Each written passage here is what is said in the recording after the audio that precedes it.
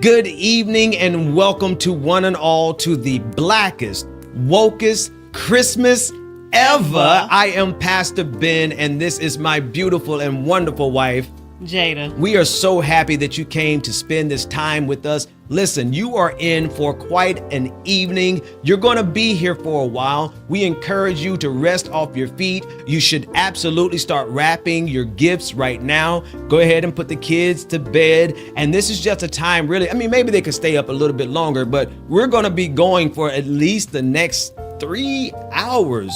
And so you should definitely get some of your last minute Christmas work done as we're playing in the background. I want to first explain why, actually, I want to ask you a question if I could, because when I came to you with the title of it, you didn't bat an eye. You immediately were like, okay, and then made the flyer. Why? What about it? You weren't, because don't get me wrong, people are mad at the title. There are folks who are genuinely mad at the title, which is why I made it. But why did you go along with it? I believe in my heart of hearts of the power of acknowledging who we are, whose we are, as well as be rooted in our heritage, be rooted in our legacy. And it's nothing wrong with being black and woke at the highest level that you can be. Right. Anyone can redefine words, how they show up in the dictionary. Mm-hmm. And we're taking that back. Yes. And we're doing it with excellence. That's right. And we're doing it unapologetically. Yes. And we're showing up in our full rights as Black people. As Black folks. And so tonight you're going to get every bit of us, the full realm. Listen, I am a pastor. She's a first lady. I preach the word of God every Sunday, every Wednesday. So of course, we're going to have some of the best gospel music, Christmas music. We're going to take you to church, but we also got some TLC. We got some Otis Redding. We've got some Joe Thomas, Patty LaBelle. We got some R&B Christmas. And you know what? It is just a holistic time for us to enjoy our complete and total selves. And listen, for all of those people in the comment section, it's not going to be many because they probably can't handle it. It was like, oh, you're being racist. No, we're not. We're absolutely inclusive. It's the Blackest because we're focusing on Black music and Black joy and Black celebration. It's the Wokest because I brought along all of my woke white friends. And let me correct myself. This is not even all of my woke white friends. This is just a small sample of my woke white friends who understand white supremacy and helping us fight against it. And so it is the Blackest because we Black. Everything we do is Black. It's the Wokest because we bring it along some of our woke white friends, and it is the Blackest, Wokest Christmas ever. Thank you so much for joining us. Let's get this thing started. Jonathan McReynolds is one of my favorite contemporary gospel artists. I absolutely love his voice. First Lady, I think you introduced me to him many years ago. And this next selection, he is at West Angeles Church of God of Christ at a mini concert. Again, something that you put me on to. I wasn't even aware that this was a video and you shared it with me. But he's singing what I really love about this next Christmas song, "O Come All Ye Faithful," is that we really transformed it. The church, Black folks in church, we transformed it from a Christmas song to a worship song. Yes. Anything that Jonathan McReynolds will do, you could tell that it's rooted in his faith. Yeah. And he makes it plain, and he calls us to the carpet to sing with him. Not just a half praise, not just a little bit of a praise, but a full on praise. And you could see the congregation engaging with his call to action. His sincerity. His sincerity. I absolutely love it. Take a listen to this. He is at West Angeles Church of God in Christ at their mini concert. I really want you to see how the congregation is just engulfed in a moment of Christmas celebratory praise. Jonathan McReynolds at West Angeles Church of God in Christ singing "O Come All Ye Faithful."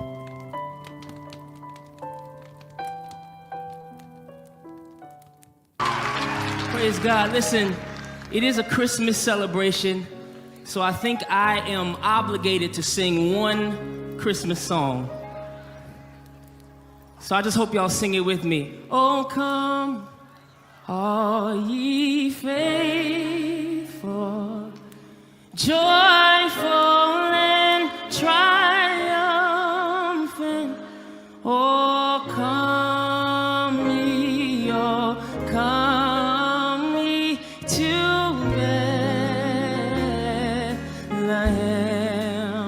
let's sing it. Say, come and behold him, born the King of Reign. Come on, let's sing it.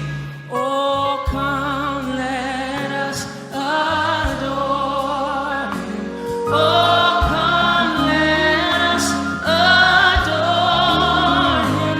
Oh, come, let us adore him. Cry, Lord. Now listen, that was my mandatory Christmas song. But it only works if it's used as a platform for praise and worship. So listen, next time we do this, can we just lift up our hands and really sing this like we came to adore our one and only true God? Come on, lift it up. Oh, come, let us. Come on, go ahead and lift it up. Let's say, oh. Come on, lift it up. Oh, come, say, oh, come, let us. Oh, dear Christ. You want to take it up. Oh, see, for he alone is worthy. Come on, lift it up. For he alone is. Oh, Christ, Lord, yes, and in him there is no failure. In him there is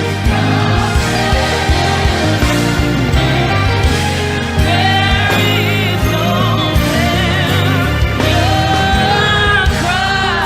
Christ, Lord. That's really important. That's really important to know that no matter who the elected official is,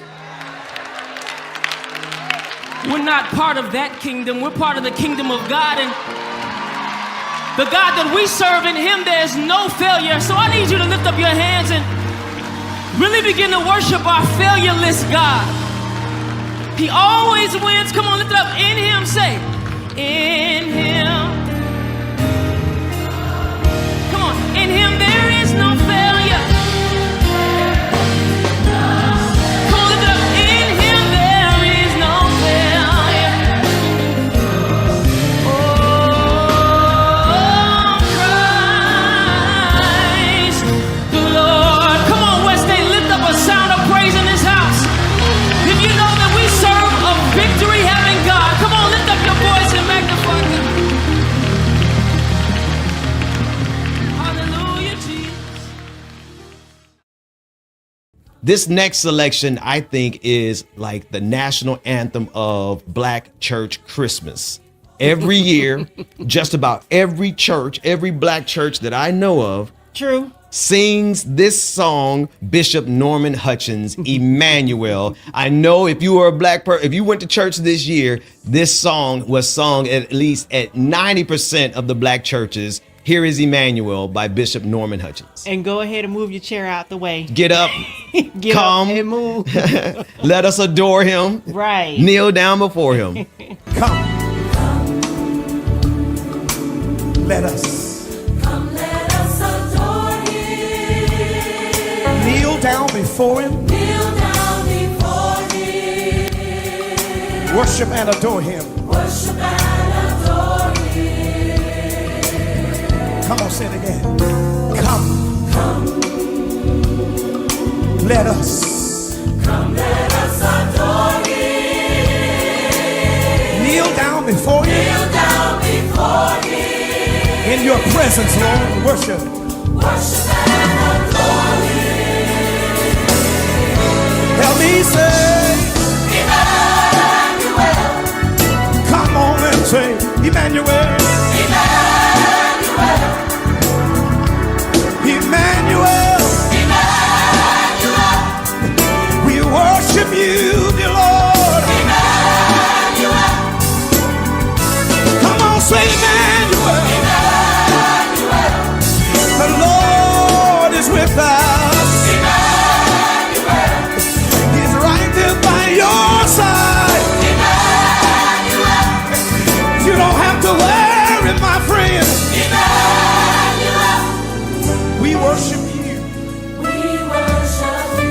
know when praises go up, blessings come down?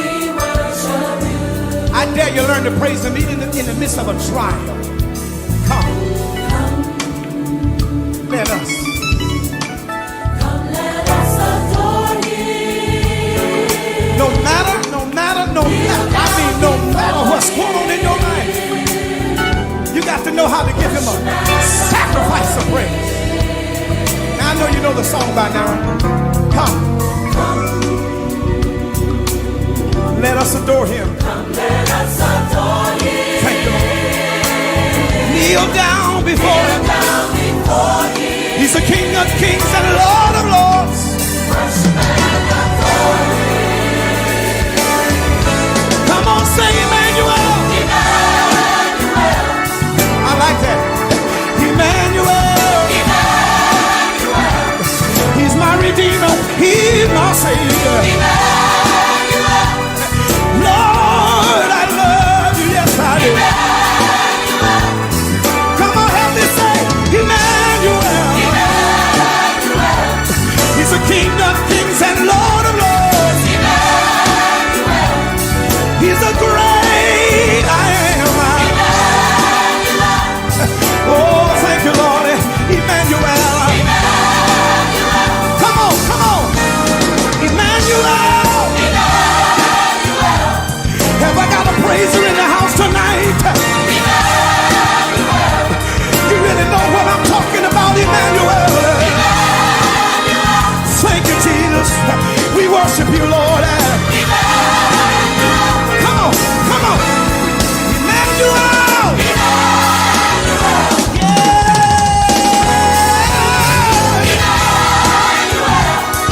Have I got a praiser in the house tonight? Come on and worship him. Thank you, Jesus. Emmanuel.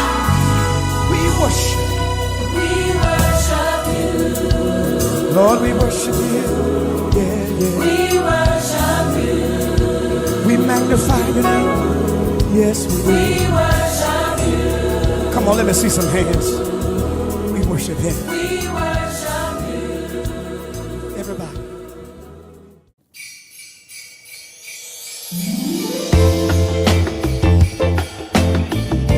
So listen, everybody, we titled this event the Blackest, Wokest Christmas ever. And we are joined by our dear friend and our dear brother, Dr. Carl Mack, from whom we took the EVAH.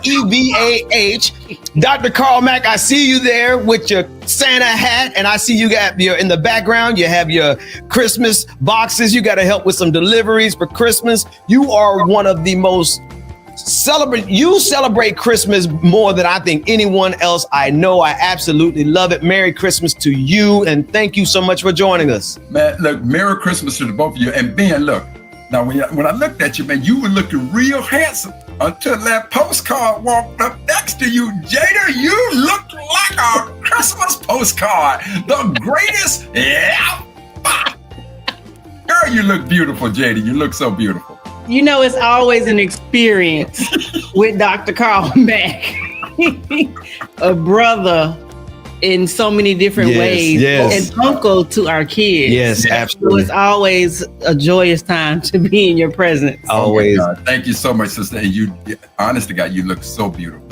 Thank you. I appreciate it. And Ben, you look quite handsome. Well, thank you. And you know what? Listen, let's just call a spade a spade. I shot above my pay grade on this one. I outdid myself when I was able to land. It is what it is. I'm blessed and highly favored of the Lord. All of that, man.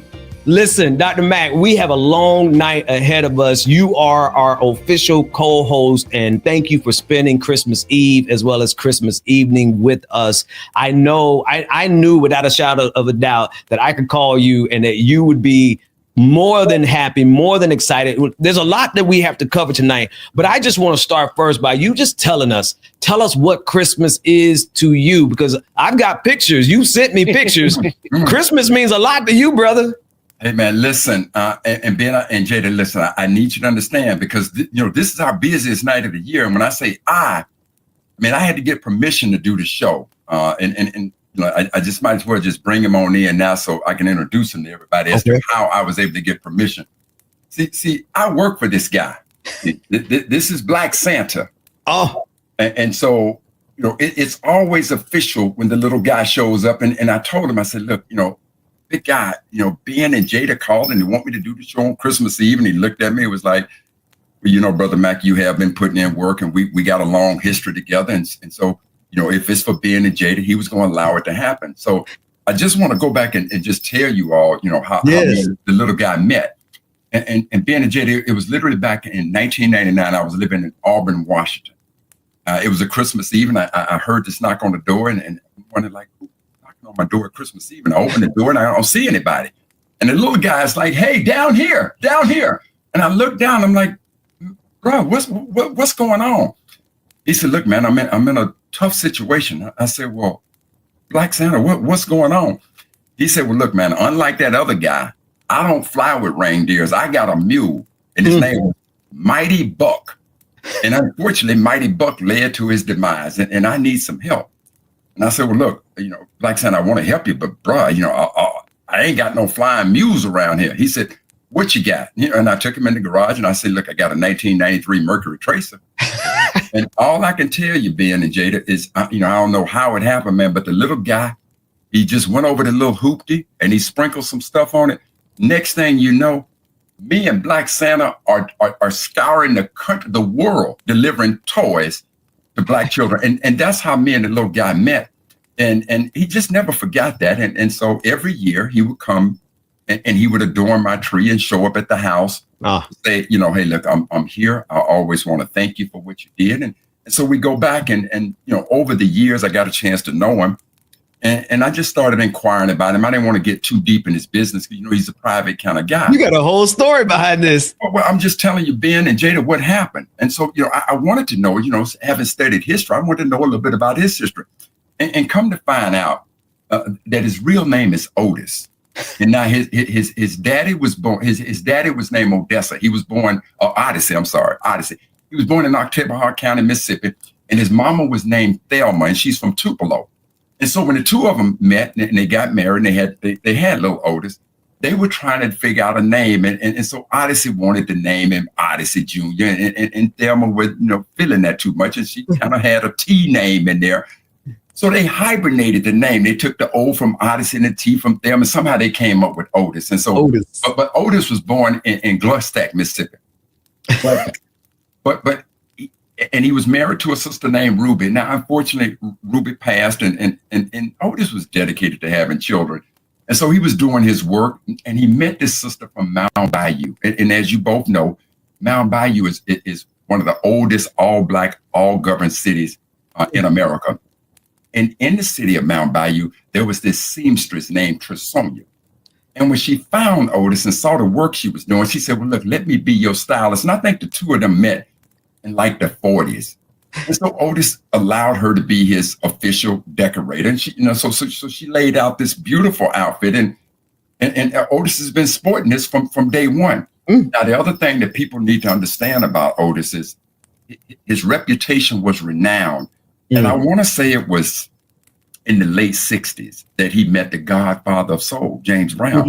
And when James Brown found out what Otis was doing, I think, I'm not sure. I don't think Otis co-wrote the song, but I think Otis was the inspiration for the Godfather of Soul to make that song, that album, A Soulful Christmas, and include Santa Claus, Go straight to the ghetto. And so finally, the last thing I want to tell you about Otis is, and this was some exciting news, this is breaking news, is that because of his life work, I just got a package today that Otis, because of his life work, is being awarded an honorary doctorate from Oxtail University. Oxtail University. And wait a minute. Wait, yes, sir. Dr. Mac. No. See now, because you tell a story so good, it's almost like I'm having a hard time. Like, what's the fiction? What's the fact? Where is Oxtail University? Ben, please. To be a lump of coal, Ben. Don't be talking as though what I'm not telling you ain't the truth, the whole truth, and nothing but the truth. Now, Oxtail University was founded in Dallas, Texas, by the founders, a guy named Carlos Cooper. And for anybody who wants some paraphernalia from Oxtail University, I think there's a website that you can go and get your own Oxtail University. Is that what you sent me over here? Wait. This is what he said. uclife.company.site. uclife.company.site. And I'm looking at this now. I love this blue hoodie. I might have to get that one. That's my precisely favorite color, blue. But I'm fascinated. uclife.company.site, but I'm fascinated with the name Oxtail University. Like that's some black stuff right there. As a matter of fact, I spoke to the owner of, the founder of Oxtail University, and he said, I said, so you're giving Black Santa a PhD? He says, yes, and you need to understand that at Oxtail University, a PhD stands for piping hot delicious. Hey man, the Blackest Christmas ever. Listen, I wasn't sure if I was going to be able to live up to the blackest part, right. But now I know, just having you on this show. Right. And we talking about Oxtail University for Black Santa, who helped James Brown write inspiration for Santa Claus Goes Straight to the Ghetto. We aren't even 30 minutes into the show yet, and this is already the blackest, wokest Christmas ever. Hey man, so that's and I gotta tell you and Jada. So I just want the two of you to know that this is the first time that I've ever revealed, who his seamstress was. Again, she's a sister from Mount Bayou, Mississippi, named Tresonia. His daddy was named Odyssey, mama named Thelma, and he had a wife named Ruby. They were born in Blackest, Mississippi, and now he's getting a PhD, piping hot delicious degree from Oxtail University.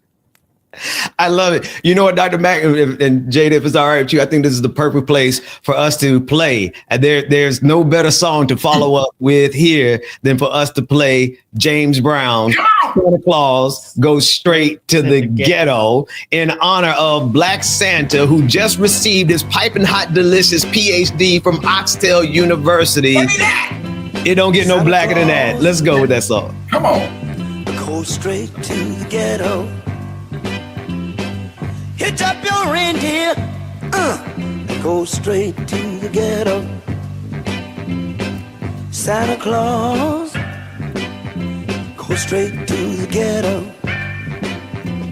Fill every stocking you find. The kids are gonna love you so. Leave a toy for Johnny, leave a doll for Mary. Leave something pretty for Donnie, and don't forget about Gary. Santa Claus, go straight to the ghetto. Santa Claus, go straight to the ghetto. Tell him James Brown sent you. Go straight to the ghetto. You know that I know what you will see, 'cause that was once me. Hit it, hit it. You see mothers and soul brothers. Santa Claus, go straight to the ghetto. Santa Claus, oh Lord, go straight to the ghetto. Fill every stocking you find. The kids are gonna love you so. Fill every stocking you find. You know that they need you so. I'm begging you, Santa Claus, go straight to the ghetto. If anyone wanna know, tell them Acappella told so. Santa Claus, go straight to the ghetto. Never thought I'd realize I'd be singing a song with water in my eyes. Santa Claus, straight to the ghetto. Don't leave nothing for me. I've had my chance, you see. Santa Claus, go straight to the ghetto. Santa Claus, a soul brother needs soul. Santa Claus, tell him James Brown sent you.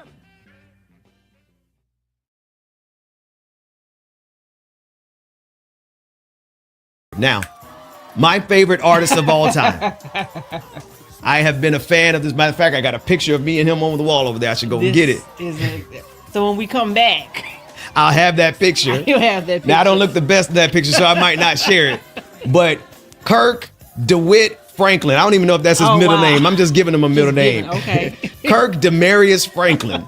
I have absolutely loved that brother's music ministry for generations. And listen, it is an absolutely Christmas favorite of mine. Jesus is the reason for the season. And I'm going to go over here and get this picture so I can show y'all one of my many pictures I managed to get with Kirk Franklin.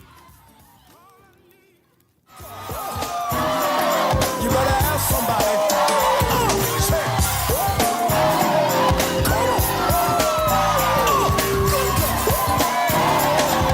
Santa Claus ain't got no this.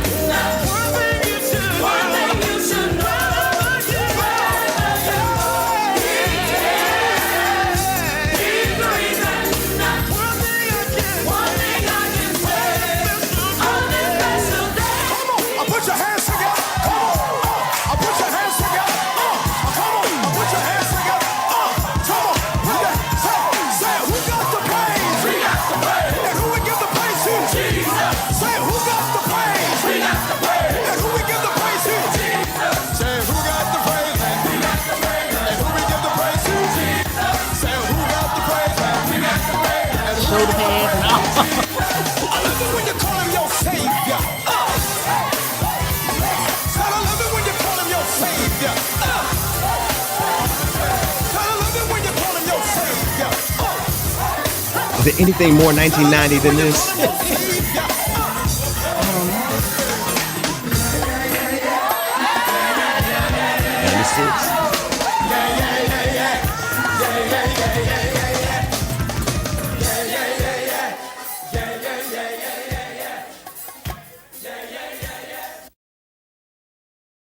I love that they have Jesus as a dread, right?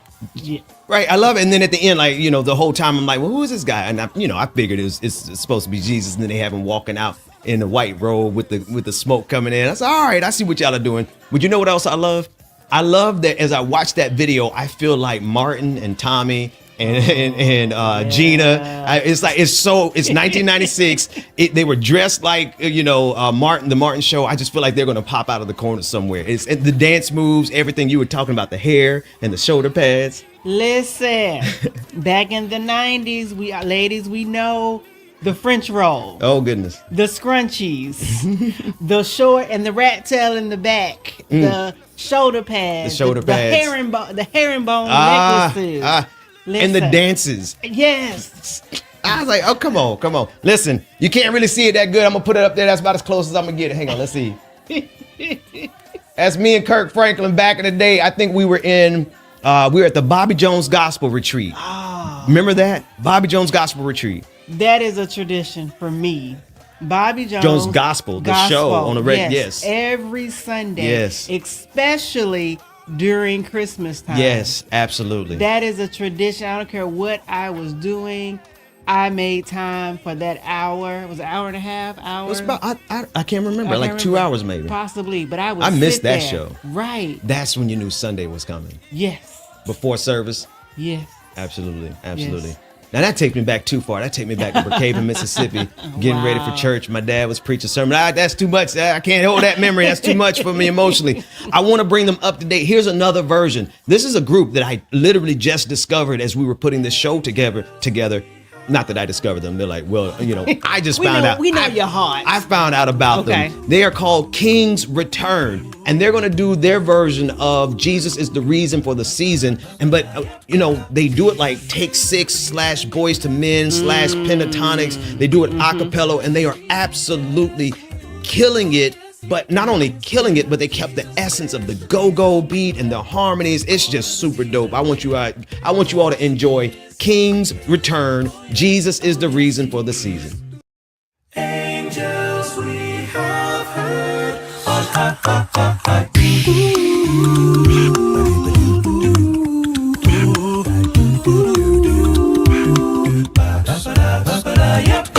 Jesus is the reason for the season, yeah. Yes, he is.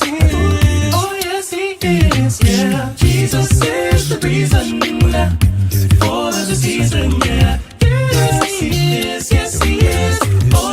Oh, yes, he is. I don't need material things. All I need is the love you bring, yeah. This holiday, I came to say Jesus is the only way. Jesus is the reason for the season, yeah. Yes, he is. Oh, yes, he is, yeah. Jesus is the reason for the season, yeah. Yes, he is. Yes, he is. Oh, yes, he is.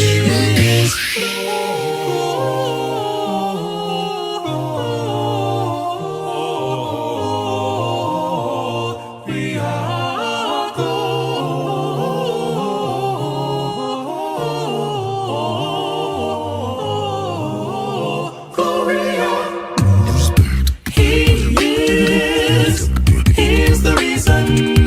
One thing you should know, wherever you go. He's the reason. One thing I can say on that special day. He's the reason.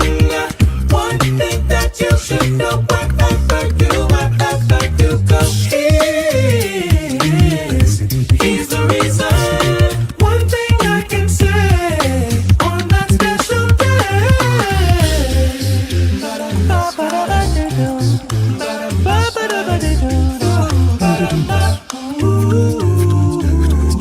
Who got the praise? Yeah, we got the praise. And who we give the praise to? Jesus, yeah. Who got the praise? Yeah, we got the praise.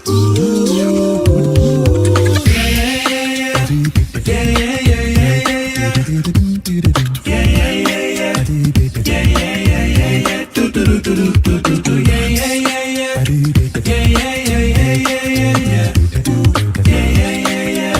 keep it on. Yeah. Do do do do do do do. First time hearing them? Yes. What do you think? Let the church say amen. Amen.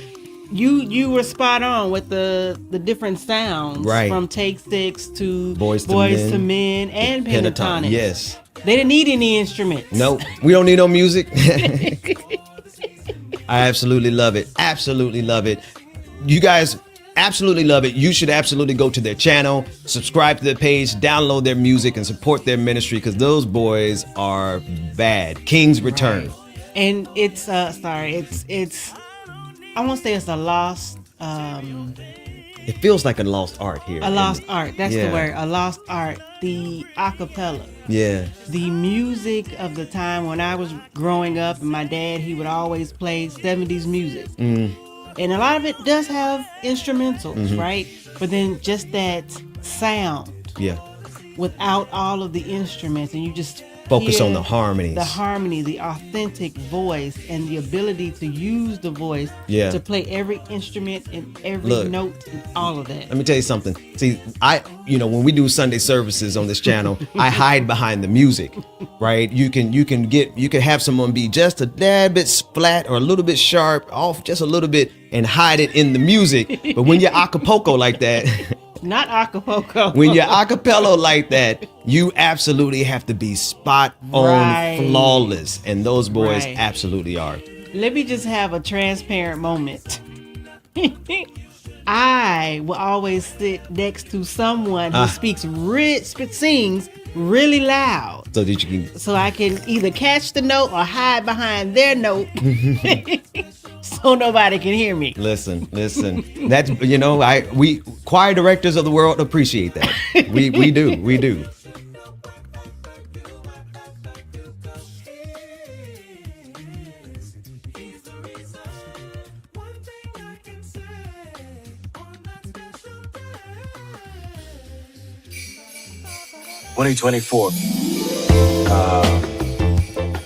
A year for reflection, a lot of reflection for me. And I think as it pertains to Christmas of past, I'm always drawn to the idea that something about the Jesus child being born, whether it was this time, this period, this day or not, it was still amazing how poor Black people, I'm talking about my childhood, still found a way to celebrate the idea that it was something worth,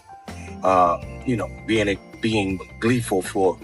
And I know this because every year at midnight, like on Christmas Eve going into Christmas, me and my brothers, my younger brothers, used to get up midnight super excited about what the day meant. Christmas Day was always exciting, even though we knew that there was going to be little or nothing to look forward to because our parents were extremely poor. Yet it did not stop us from hardly being able to sleep the night before and then wanting to get up at midnight and just be. So I think for me, the most wonderful thing about Christmas is the opportunity to be gleeful just because. And that to me is a family tradition of mine and my family. Just be on Christmas. Peace.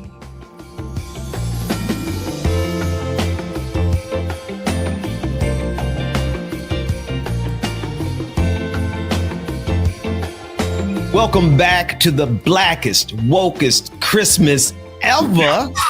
That's what I'm saying.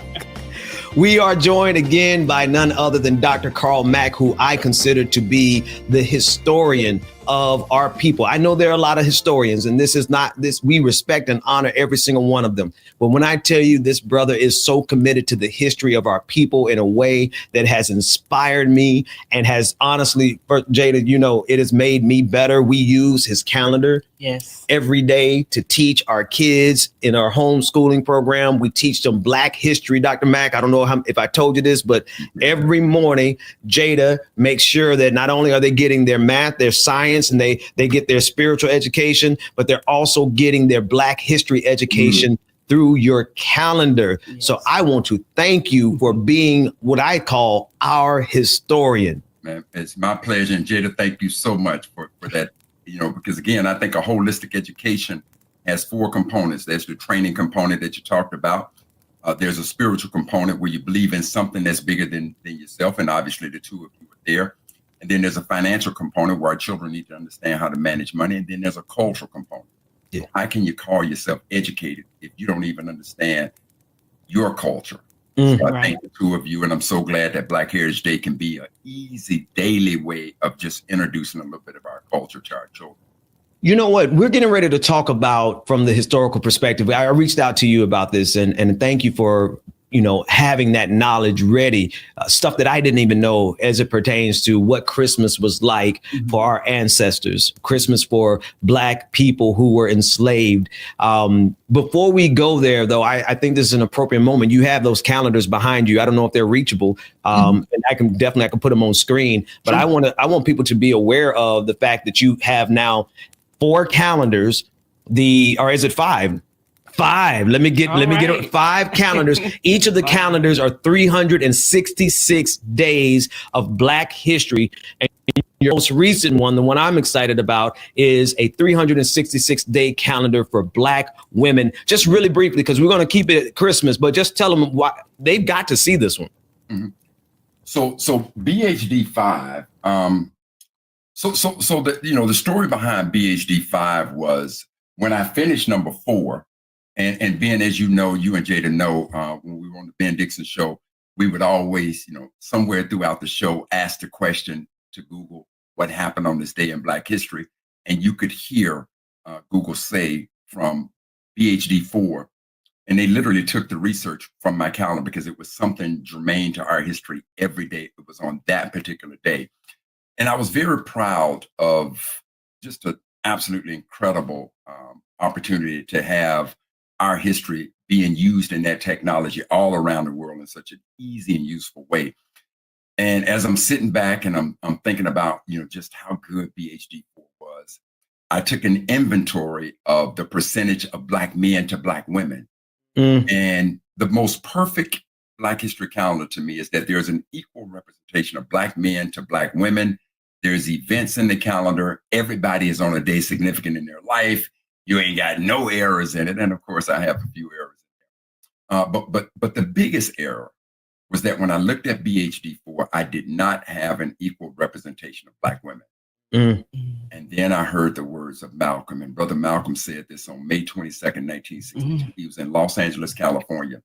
And when he was at that, he was in LA and he was giving his speech, he made this statement: the most disrespected person in America is the Black woman.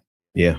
The most unprotected person in America is the Black woman. And the most neglected person in America is the Black woman. Now, I tried to pretend like Brother Malcolm really wasn't speaking to me. But Ben and Jada, there is no reason in the world that anybody can justify that if you put any type of historical project together throughout the course of the year, that you cannot find an equal representation of Black women to those of Black men. And so as much as I tried to duck and dodge from it, I too had neglected Black women. I too had disrespected Black women. And so I said to Brother Malcolm, well, Brother Malcolm, what if I do a Black history calendar and every day of the year, it is nothing but Black women? That's it. And Brother Malcolm's spirit smiled down on me and said, now, son, you can get from under Plymouth Rock and stop being bamboozled. So now you're cooking with hot grease. I hear Malcolm saying. There you go. So Doc, where can they get that calendar?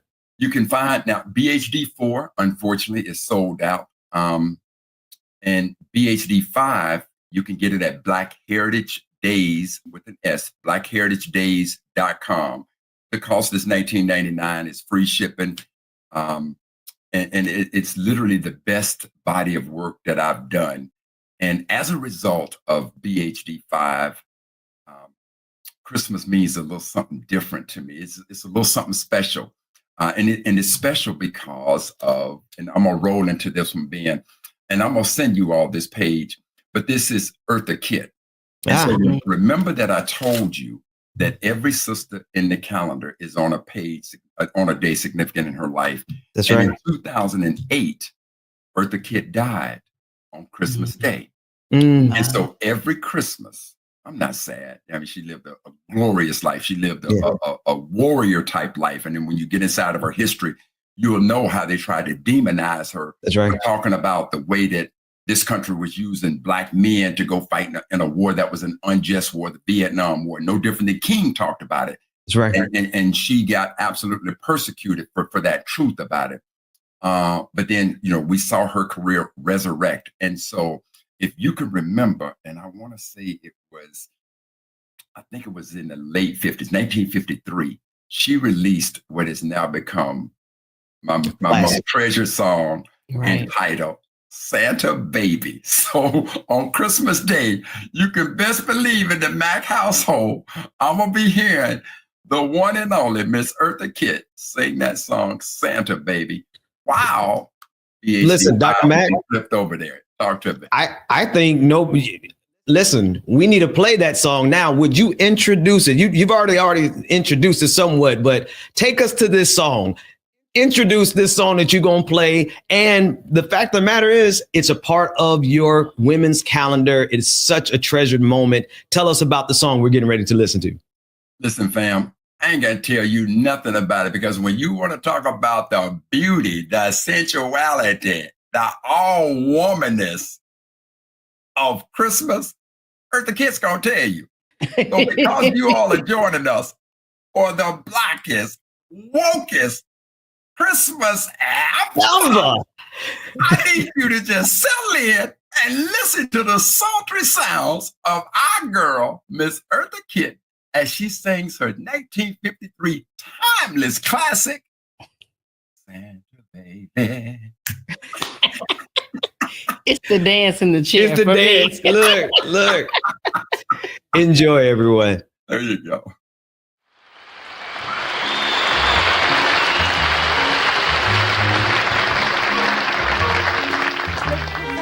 Under the tree for me. Then and hurry down the chimney tonight.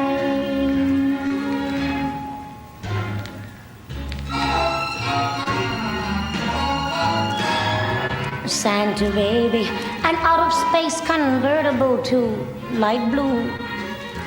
I'll wait up for you, dear Santa baby, and hurry down the chimney tonight.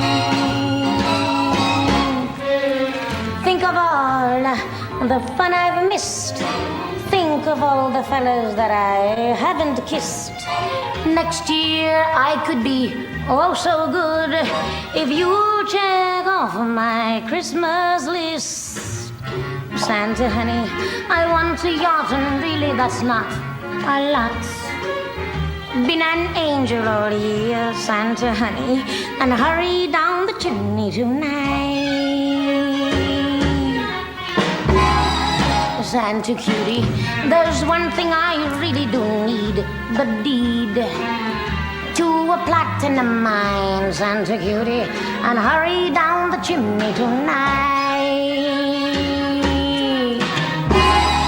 Santa baby, and fill my stocking with the duplex and the checks. Sign your X on the line, Santa baby, and hurry down the chimney tonight. Come and trim my Christmas tree with some decorations bought at Tiffany. I really do believe in you. Let's see if you believe in me. Santa cutie, forgot to mention one little thing, a ring. I don't mean on the phone, Santa baby, and hurry down the chimney tonight. Hurry down the chimney tonight. Hurry tonight.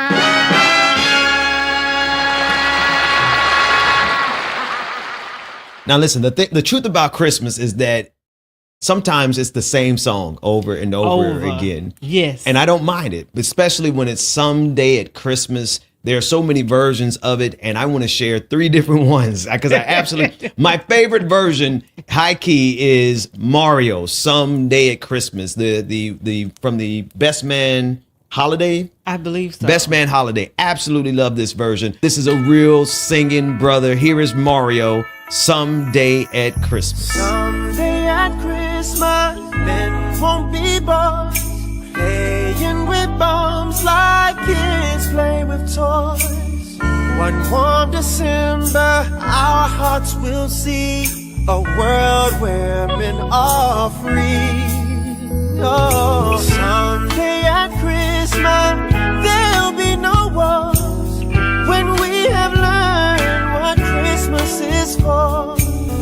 When we have found what life's really worth, there'll be peace on earth. Oh, someday all our dreams will come to be.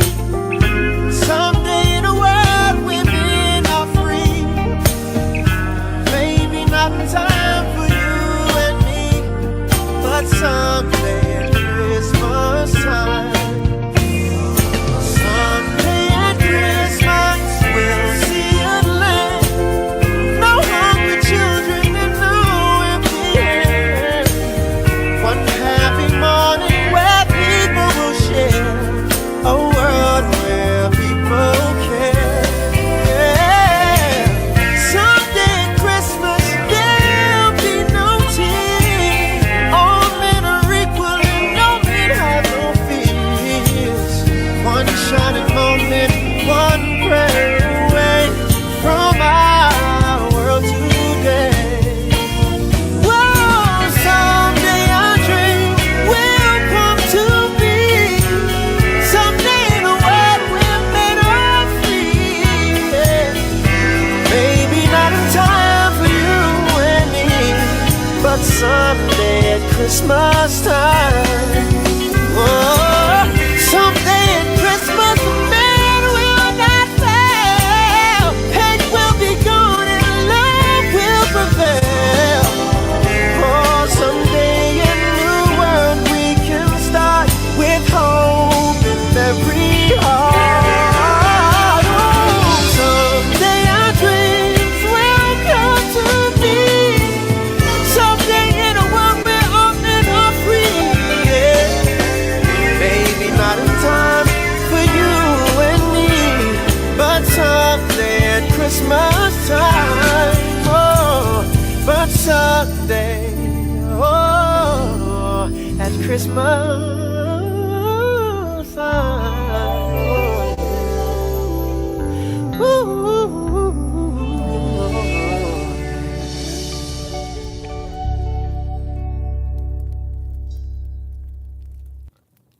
Now, this next brother, I just found out about putting this show together, but he is singing. He is a singer show enough, a musician show enough, and he is giving us a rendition of Someday at Christmas. This is Jock Ross. I think that's how I pronounce your name, brother. If I mispronounce the name, charge it to my head and not my heart. But absolutely loved. I don't think you've heard it yet. No, this is brand new. All right. For me. It's brand new for a lot of people. Check him out, Jock Ross, Someday at Christmas.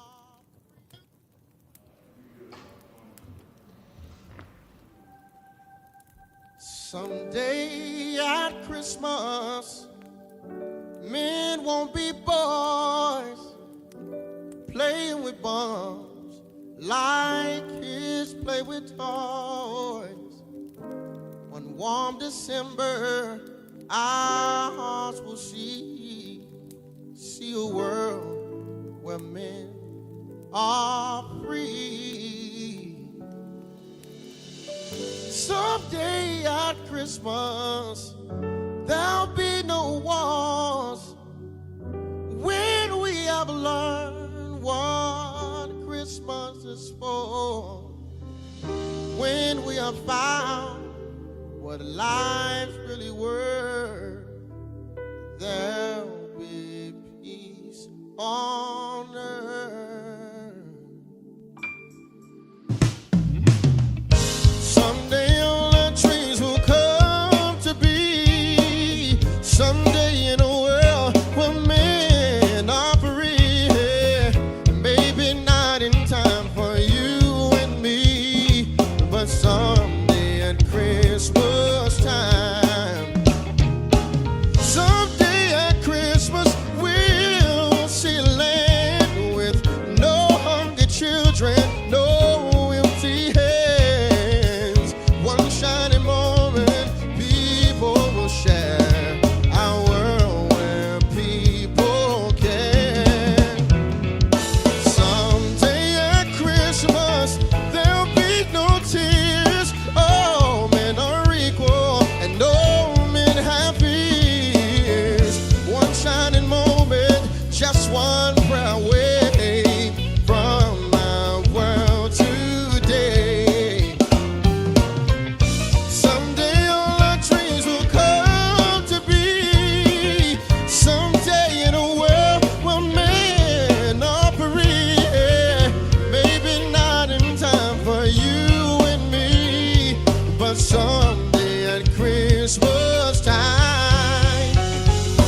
Someday at Christmas, man will not fail. Hate will be gone and love will prevail. Someday a new world that we can start with hope in every heart. Someday all our dreams will come to be. Someday in a world where men are free. Maybe not in time for you and me, but someday at Christmas time.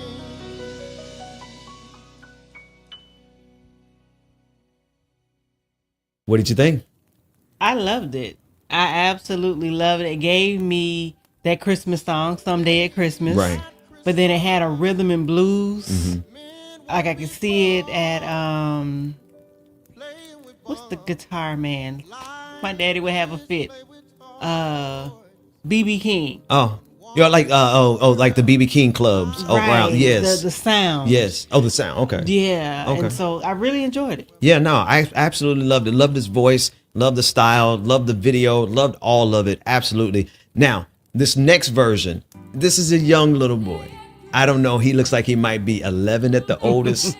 And he is singing Someday at Christmas. It's a video. It's a short. It's very short. So if you blink, you're going to miss it. But I want you all to listen to this young brother. He's dressed up in his tuxedo and his bow tie, and he is laying it down. This is Jay Brown singing Someday at Christmas.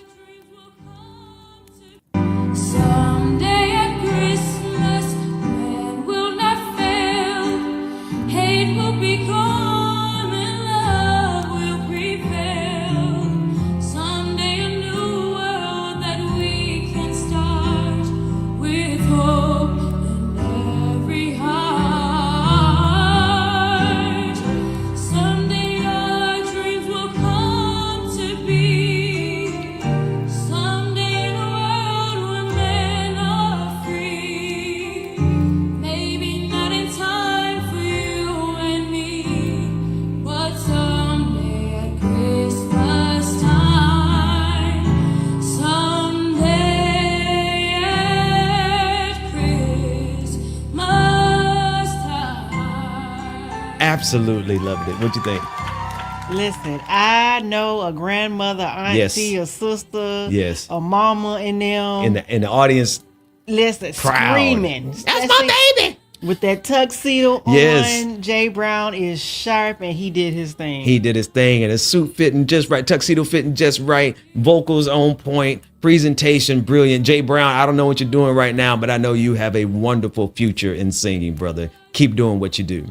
This next song is the churchiest of church songs, being sung by one of the churchiest of church preachers that is alive today, none other than Pastor E. Dewey Smith, who is one of the hoopinest, preachingest, pastoringest, singingest preachers of all time. I'm so excited because he actually follows me on Twitter and on Instagram. Nice. I feel like I made it. Mama, I made it. E. Dewey Smith follows me on social media. But listen as he just impromptu takes his church, this beautiful ministry that he's a pastor of, and he leads them into Jesus, oh, what a wonderful child.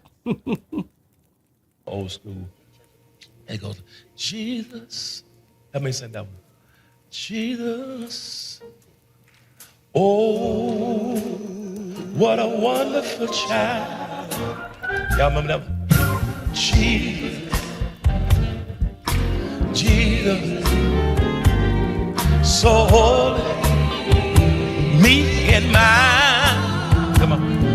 New life, new hope to all. Listen, my, to the singing, glory, my,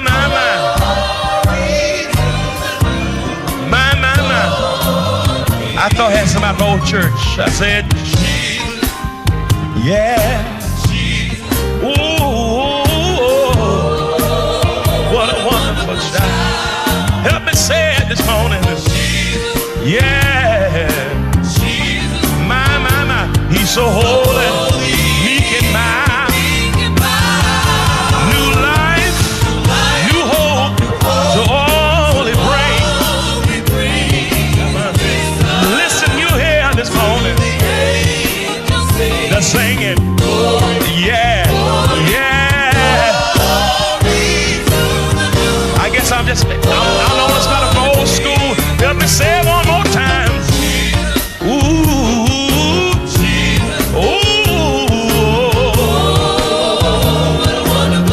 such a wonderful child, Jesus. Y'all forgot that one too. He's so holy, meek and mild. New life, new hope to all he brings. Oh, listen, you'll hear this morning the singing, yeah, yeah.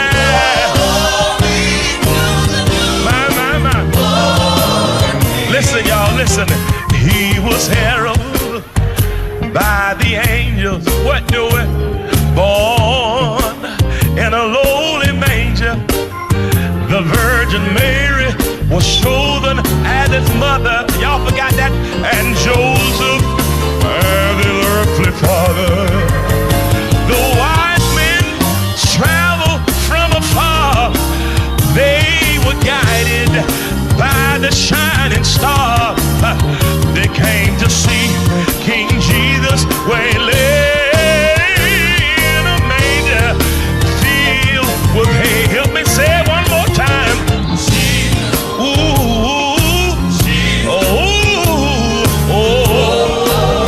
what a wonderful child. He's such a wonderful child. Yes, he is. Come on. He's so holy.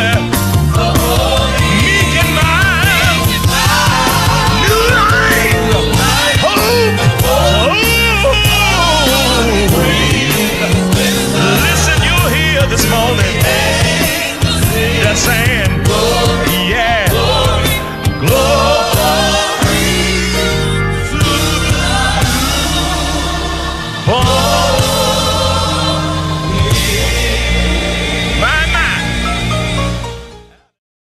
to my. Listen, yes, Lord.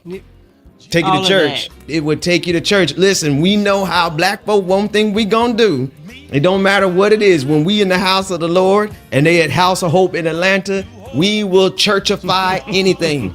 Matter of fact, that song itself, I don't even know the origins of that particular song, but that song itself is such a gospel-oriented song. And when I say gospel, I don't mean just the gospel of Jesus Christ. I mean that down home, that whole school. Like, it take you back to when all you had was just a drummer and an organ, and you had the mother on the other side of the church, and she just be rocking her head. I don't know. It take me back to the 80s at least. No, that was some good home church. Church. Not church. Church. Church. Church. When you can hear someone sing and they moan. Yes. And they groan. I wish I could try. I want to try, but I know I'm gonna mess it up. And if he happens to watch this, I don't want him to look at me and be like, I'm gonna unfollow that cat.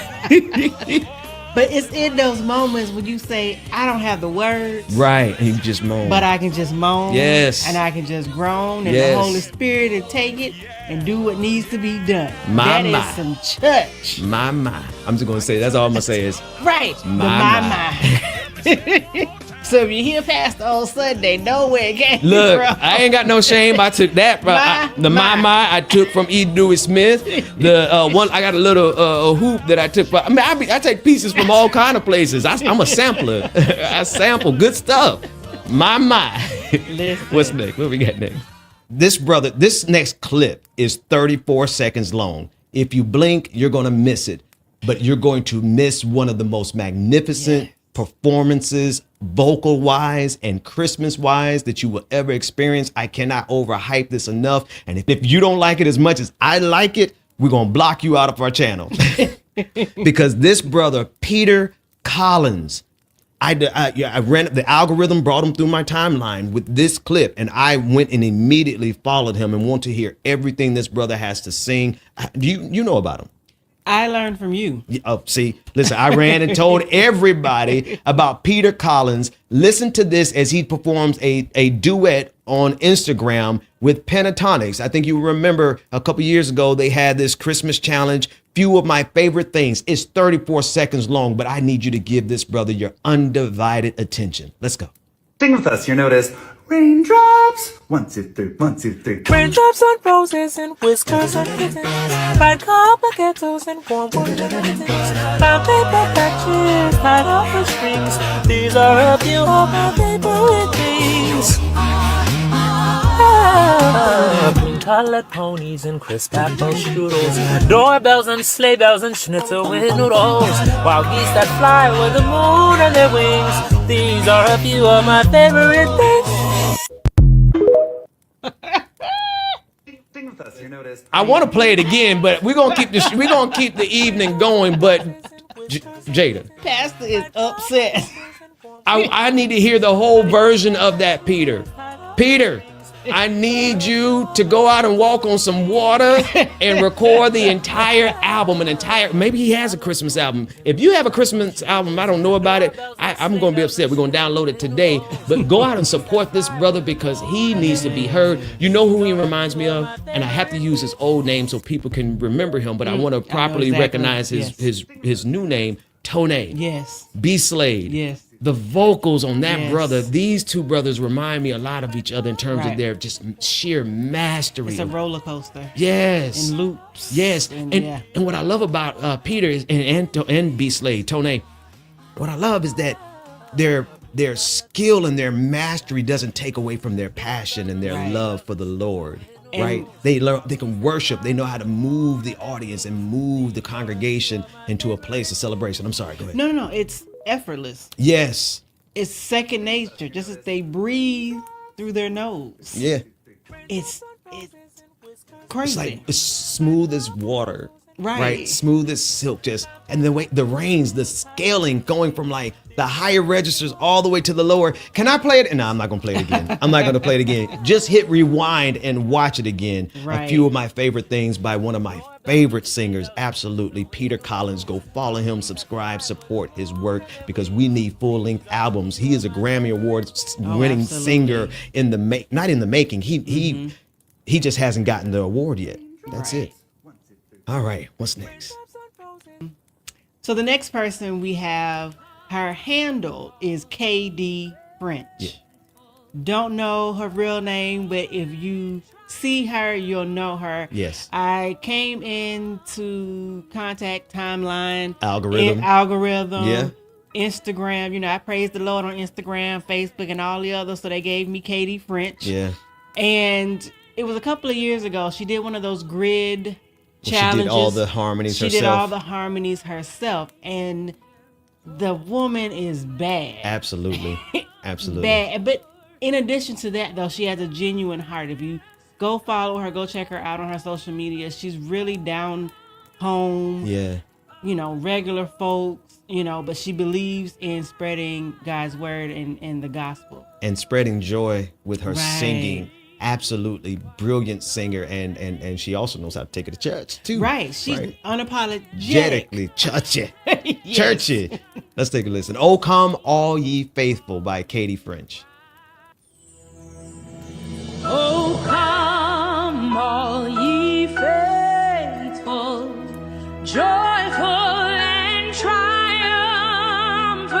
Oh come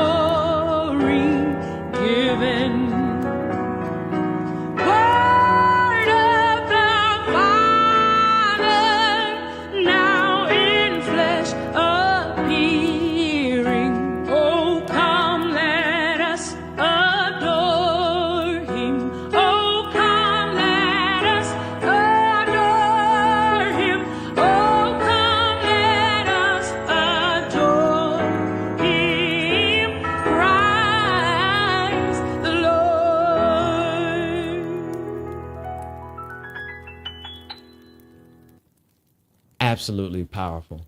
Yes. Yeah. Yeah, she felt that from her guts. And made us feel it through her voice. Right. And I'm looking, and she has the same microphone as I have, but I don't, my microphone don't make me sound that good.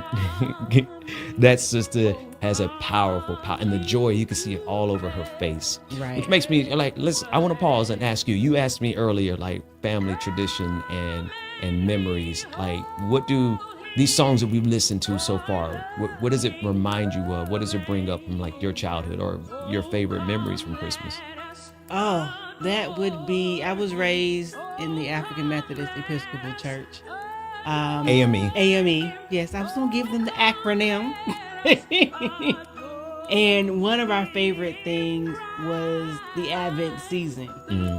As well as our Christmas concert and our Christmas plays. Yeah. And we had to learn our Christmas speeches. Yeah. And so it was always a time for the youth to come and show what they have learned over the years, as well as their faith in God and, you know, Oh Holy Night, Away in the Manger, and all of those different things. So that's one of the traditions that I remember growing up with. Absolutely. There's nothing like that Christmas cantata, especially at a church that has like a wonderful music ministry. Even if they didn't have, like, I just love to see that time of year at churches. But then, like, when they had great singers like Katie French, and they would come out and just bring the element of Christmas that it almost like it. You could have Christmas, but then it's amplified with the cantata, especially a cantata at a black church, and they're out there and they're just absolutely nailing it and just singing to the glory of God, glory to God in the highest, and peace on earth and goodwill towards all men, and just listening to them recount the narrative of Christ through song. Really is such a blessing. Now in flesh appearing, oh come let us adore him. Oh come let us adore him. Oh come let us adore him. Christ the Lord.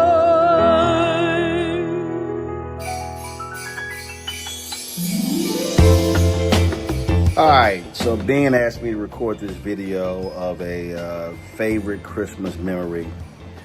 All right, so this probably had to be one of the funniest ones. So, growing up, my dad really used to play Otis Clay live in Tokyo, live in Japan. I think it's 1983. Otis Clay is a blues singer. So, I mean, Otis killed it. He got a 13-minute song, Precious Precious. Man got a 6.5-minute organ solo. So when he would leave, so I would play this cassette. And yo, I'm talking about, this is when he had them this is when they had speakers that were the size of kids. So I'm talking about the house is rattling. I'm talking about rattling. The next door neighbor came and she's like, could you turn that down? I'm talking about, y'all, I had the house booming. And the cassette broke, and I was like, oh, shit. So then, all of y'all kids say, y'all know what I'm talking about, okay? So I had to unscrew the cassette tape, splice the tape back together. We all good. I put the cassette back in his spot. So then a few months later, he leaves. I'm jamming this sucker again. Now all of a sudden, the tape gets wind up around the rotors. Yo, I can't repair this. I gotta throw the cassette tape away. I gotta get rid of all the evidence. No way in hell I can find this damn tape. So that's what I do. Y'all, I'm talking about, I'm like in 11th grade. So my dad looking for that Otis Clay cassette tape. Yo, I held that lie like it was, held it. I don't know where it is. So 5 years go by. 5 years. I graduate from college. I go to Texas A&M, graduate from college. I'm in a music store in Austin, Texas, and I come across the CD to that Otis Clay. I was like, oh, hell yeah. I get two. One for me, of one as a Christmas gift. So I go home, give it to my dad as a Christmas gift. Oh, he is elated. Man, I used to have this cassette. I've been looking for it. And then in that moment, I decided to tell him the truth of what happened to his Otis Clay cassette. He looked at me, looked at the CD, and then started laughing. See? That probably was a great Christmas memory right there. Because one, I didn't get my ass beat, and it ended up being a good laugh. Enjoy the show, Ben.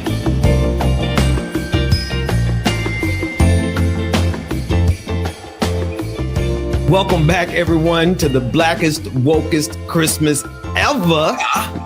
We are joined again by none other than my brother from another mother, the distinguished gentleman and historian himself, Dr. Carl Mack, who has been a friend to our family, who has been an uncle to our sons and our daughter. Just a wonderful influence that you've been, Dr. Mack. And one of the things that we treasure the most is that you always ground everything in our people's history. And I asked you a question last week and you had an answer. I wanted to know, what was Christmas like for our ancestors throughout enslavement? So, when you go back to it, literally you can go to Frankie Beverly's song, Joy and Pain, because that's what it was. But it was also full of hope, Christmas was. And so for our enslaved ancestors during that holiday spirit, the enslavers would allow our enslaved ancestors from different plantations to now travel to a plantation where their family and friends and loved ones were. So it was a time when we got together, and it was a very joyous, joyous time. Now, the hope during the Christmas holiday season was, it also represented a time when you saw so many marriages, just like you and Jada. You saw so many marriages take place. Now, unfortunately, in many cases, they had to go and ask the enslaver if he would give the permission for him to marry. And then in some cases, they just took that time a year. And so you saw so many Black marriages take place during the Christmas holiday season.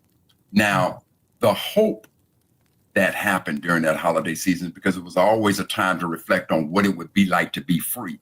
Now, while some of our ancestors simply thought about what it would be like to be free, there were others who took that opportunity during the holiday season to literally escape. Because what would happen is they were given this opportunity to go from one place to another to visit their loved ones. So if you figure they were given a pass to go, say, December 23rd through December 31st, having to have to return back by January 1st. So during that period of time, many of our ancestors plotted their escape. And because they had already been given passes, and many times white folks or slave catchers wouldn't think anything about seeing them travel the roads, because they would think they had been given a pass to go see their loved ones on some other different plantations. So many of them used the holiday season as a time to escape as well. And that was the hope that many of them held on to during that time. And so if we go on through the holiday season, now let's come to January 1st. For many of us, there's nothing like being together on New Year's Eve, and when the clock strikes 12, it's just a joyous time, and we're screaming, Happy New Year, Happy New Year. Right. In the life of our enslaved ancestors, they didn't see January 1st that way. As a matter of fact, they referred to January 1st, and I'm going to try to find this in the calendar, being the Jada, as quickly as I can, but they referred to January 1st as Heartbreak Day. And the reason why they called it Heartbreak Day, and this is in Black Heritage Day 4, the reason they called it Heartbreak Day is because on January 1st, the enslavers would gather up all of our ancestors together. So you could have a father, Ben and Jada, you could be together with Benjamin and Jeremiah and Elizabeth, and they would literally separate the entire family. And they would have no problem taking you away from Jada and the children. Jada, they would have no problem separating the siblings from each other. And they wouldn't have a problem moving Elizabeth and Jeremiah and Benjamin to different plantations. So they literally splintered the family on January Day. So as a result, on January 1st. So as a result, our enslaved ancestors called January 1st Heartbreak Day. Now, Dr. Mack, I'm sorry, go ahead. No, go ahead, Ben. That just even hearing the narrative is heartbreaking. And we can't fathom what it would have been like to be in that situation and that scenario. My question to you is, was it when Christmas came around the next year, some of those families were able to visit one another? Is that kind of the... There you go. So now that's why they were given the passes to now come back together. So that became a more joyous time of year. And again, some of them took the opportunity to say, we're not going to experience Heartbreak Day again. They used that opportunity to now escape. And so by the time January 1st came along, and if they had planned it correctly and migrated, and remember, when they migrated north, it wasn't enough to get past the Mason-Dixon line and get to a free state. So for instance, if you were in Kentucky, simply getting over to Ohio, to Cincinnati, Ohio, that wasn't enough because you had slave patrols coming as a result of the Fugitive Slave Act of 1850. So they realized that they needed to go to a land where slavery was illegal. So they would go all the way up to Canada. And so inside of Canada, you had a lot of Black towns that were founded in Canada by formerly enslaved ancestors here. And so now let's go to a more joyous day. And Ben and Jada, you all know that there are churches all around this country today that have a service on New Year's Eve. Yeah. And I'm gonna tell you something, I have asked a lot of people about this service and they struggle, they know about it. If they've gone to church on New Year's Eve and they would go, and they would finally come up with watch night. So then I would ask them, so do you know the history of watch night? They go, yeah, I mean, we're watching for the new year. And I would laugh. And so I'd have to tell them the history. And so what happened is that on September 22nd, 1862, Lincoln signed the initial Emancipation Proclamation, but it wasn't to go into effect until January 1st. So when he signed it on September 22nd, 1862, he was basically saying to the Confederate States, look, cut this nonsense out and come on back into the Union. Now, if you don't come back to the Union, there's three things that this Emancipation Proclamation is going to do. Number one, I'm going to declare to my military, all of those enslaved in states in rebellion against the Union, when you go down there and fight those wars, I want you to free them. Second thing is, for those border states, Maryland, Missouri, Kentucky, and Delaware, you're slave states, but you didn't leave the Union, so slavery continues. And the third thing that most people forget is that the Emancipation Proclamation, Lincoln said, all these Black folks, if you want to fight for your freedom, you will now have the opportunity to join the Union forces and help defeat the Confederacy and bring an end to slavery, help try to bring an end to slavery. So those were the three things that happened. So we knew about this Emancipation Proclamation on September 22nd, 1862, and we knew that it was supposed to go into effect January 1st, 1863. We didn't quite, we couldn't wait for January 1st. So we were hoping that on January 1st, he would actually do it. So we gathered in worship houses all across this nation, not only our enslaved ancestors, but a lot of our free ancestors and a lot of our white supporters. We gathered in worship houses everywhere. Stayed up all night, quote unquote, watching for freedom. So in Black Heritage Day 4, of course, it would make sense that on on December 31st, we would have watch night. So the very first watch night that occurred in this country happened on December 31st, 1862, when we stayed up all night, quote unquote, watching for freedom, watching to see, is Abraham Lincoln truly going to issue on January 1st, 1863, the Emancipation Proclamation? Wow. The veils toiled. And I got to tell you, Ben and Jada, in the streets of DC, Black folks was in the streets dancing on January 1st, 1863, when Lincoln did indeed sign the Emancipation Proclamation, which was one of the most severe blows to the institution that we know. Wow. I'm gonna exactly. I have to, most of that I knew from the churches that we're affiliated with. They taught that to us. And then some of those details I've learned from you over the years. You filled in a lot of gaps. But one thing that I did not know until just now was the celebration in the streets of Washington, D.C. from Black folks, I imagine it had to be, oh my goodness. There were celebrations everywhere, Ben, everywhere. Yes, everywhere. yes. You know, and it reminds me of two things that Juneteenth, and we'll talk about that really briefly. Juneteenth, we were watching the documentary on it, and it was talking about the level of celebrations that took place in Galveston, Texas, upon the arrival of the troops there for the liberation of enslaved Black people in Texas.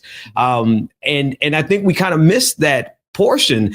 The joy, the moment, the transformative moment where a people, an entire people who had been enslaved, were now free. I mean, can we really imagine in our minds the type of liberation and celebration that goes with that type of momentous occasion? I'm feeling it just thinking about it. Well, but Ben, Jada, listen.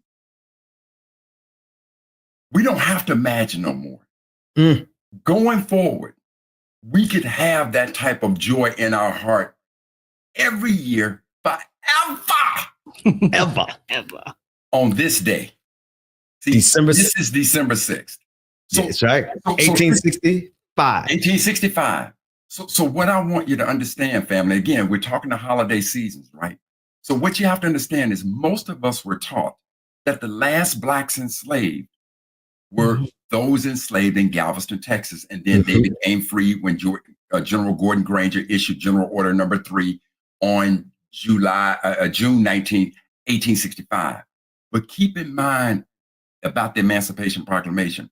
Lincoln said, for those 4 states that never left the Union, Maryland, Missouri, Kentucky, and Delaware, and then there became a 5th border state, West Virginia, and it became a border state. It applied for statehood when Virginia seceded from the Union. There were 48 counties in the western part of the state that they were down with slavery, but they weren't down with secession.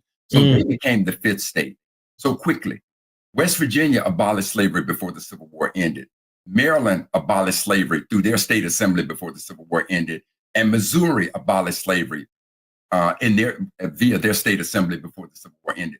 But Kentucky and Delaware, they never abolished slavery.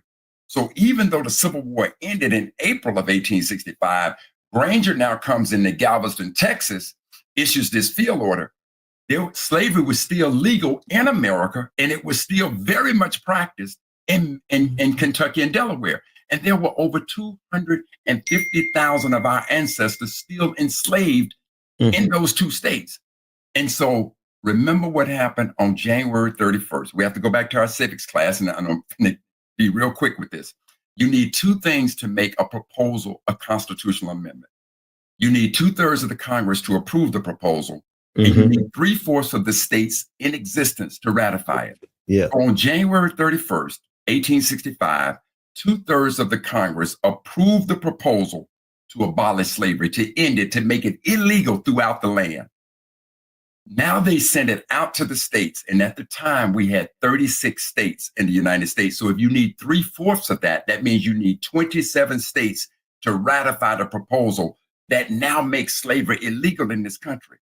And on this day, on December 6th, 1865, Georgia became the 27th state to ratify the proposal to abolish slavery, so that those other 250,000 were now freed, and that we would never, ever see slavery in this country again legally. We'd never see it. So I'm going to tell you this, Ben and Jada, and I know that you all celebrate this with me as well. So I consider January 6th Black Freedom and Economic Day. I call it Black Freedom because it reminds me of when slavery finally ended in this country. And I'm talking chattel slavery, when it finally ended. And then the other thing that I do on the economic side of it is we're always listening to the capitalism of this country, where they're having their sales of Black Friday. But this past December 6th, it was on a Friday. So it truly was Black Friday. But on December 6th, I'm telling you right now, unapologetically, I don't spend money with no white folks, no Asian folks, no Hispanic folks. I only spend money on December 6th with Black-owned businesses. That's all I spend my money. If I need gas, I'm going to get it on December 5th, or I'm going to get it on December 7th. If I got to fly somewhere, my ticket had better been bought before December 6th. And if I get on the plane, Mr. Mack, would you like to buy a sandwich? I ain't buying nothing from you unless Black folks on the airline. I ain't spending no money with nobody except Black-owned businesses. And so what I'm saying to all of us is that now that we understand the history of December 6th, yes, I don't need America to tell me we gonna make this a holiday like Juneteenth. Man, go on with that nonsense. Where they do that at? I'm talking about Black folk. Let us make December 6th every year Black Freedom and Economic Day. Black Freedom and Economic Day. Even the little guy likes it. Listen, I want to echo that. Black Freedom and Economic Day. December 6th. Yes. Every single year, only spend your money with Black people. Black folks, especially, but let me talk to all of my woke white friends who are here tonight and who are streaming in the audience, all of my woke Asian friends and all of my woke Latino friends. Spend your money with Black people and Black people only on December 6th every year. And it's perfectly right there in the holiday season. It's after their so-called Black Friday, before Christmas. No better time to be in the spirit of Christmas, the blackest, wokest Christmas ever. I believe I'm going to be waking up in the middle of the night just yelling, ever.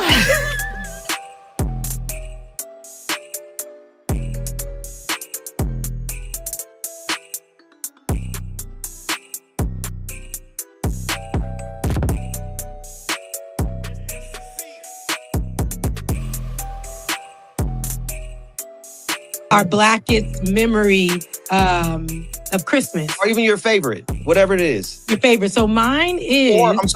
Or your favorite holiday tradition. Any of those categories. Mine was putting, and I'm going to actually, I'm going to put this footage up of me on Christmas Day. Yeah, so y'all can see it. But my dad used to get real Christmas trees with us. That was at the point where fake Christmas trees wasn't a thing yet. He would get real Christmas trees with us, and he would let us decorate the tree. That's why I'm very big on decorating and putting up Christmas things, because my mom and my dad did that for us. And we would go drive through and see lights while we were going to go get the Christmas tree. My dad would drive through neighborhoods to see lights. Mind you, this Haitian man who, they celebrated differently in Haiti, and he got the chance to do this with his kids. He would get that real Christmas tree. We would pick it and bring it home. The house smelled like pine, and in the Florida humidity, that tree didn't stand a chance in our home. But we got to put it together, and my dad was also a videographer, and he would practice and take footage of us. So there's footage of us that he's shown us, and I remember this as a kid that he would pick me up and put the star on the tree. And there's one, and I was dancing around the Christmas tree. I was a little girl. And I remember at that time telling Santa Claus to make me pretty in that time.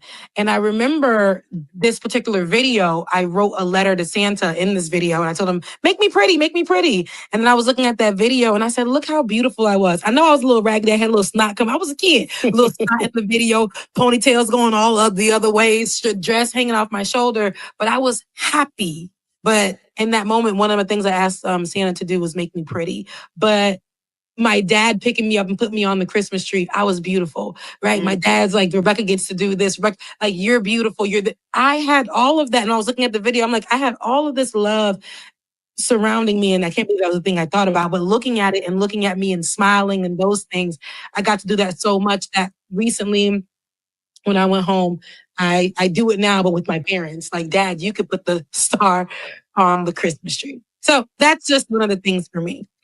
That is such an awesome story, Rebecca. It really is. James, you ready, man? Yeah, sure. Why not? All right. And while we're doing this, I want to encourage anyone in the audience who's watching, if you want to include your story in our Blackest, Wokest Christmas ever, and just because it's Blackest doesn't mean it's only going to be Black folks. You just have to be woke if you want to be a part of it. And if you're watching our show, that means you're woke. So send me. I will get I will give you I will get my email address to you all. You can send me a video of you doing the same thing, and we will include it. James, you are up. What is your favorite memory? What is your favorite tradition? Any of that? It's yours.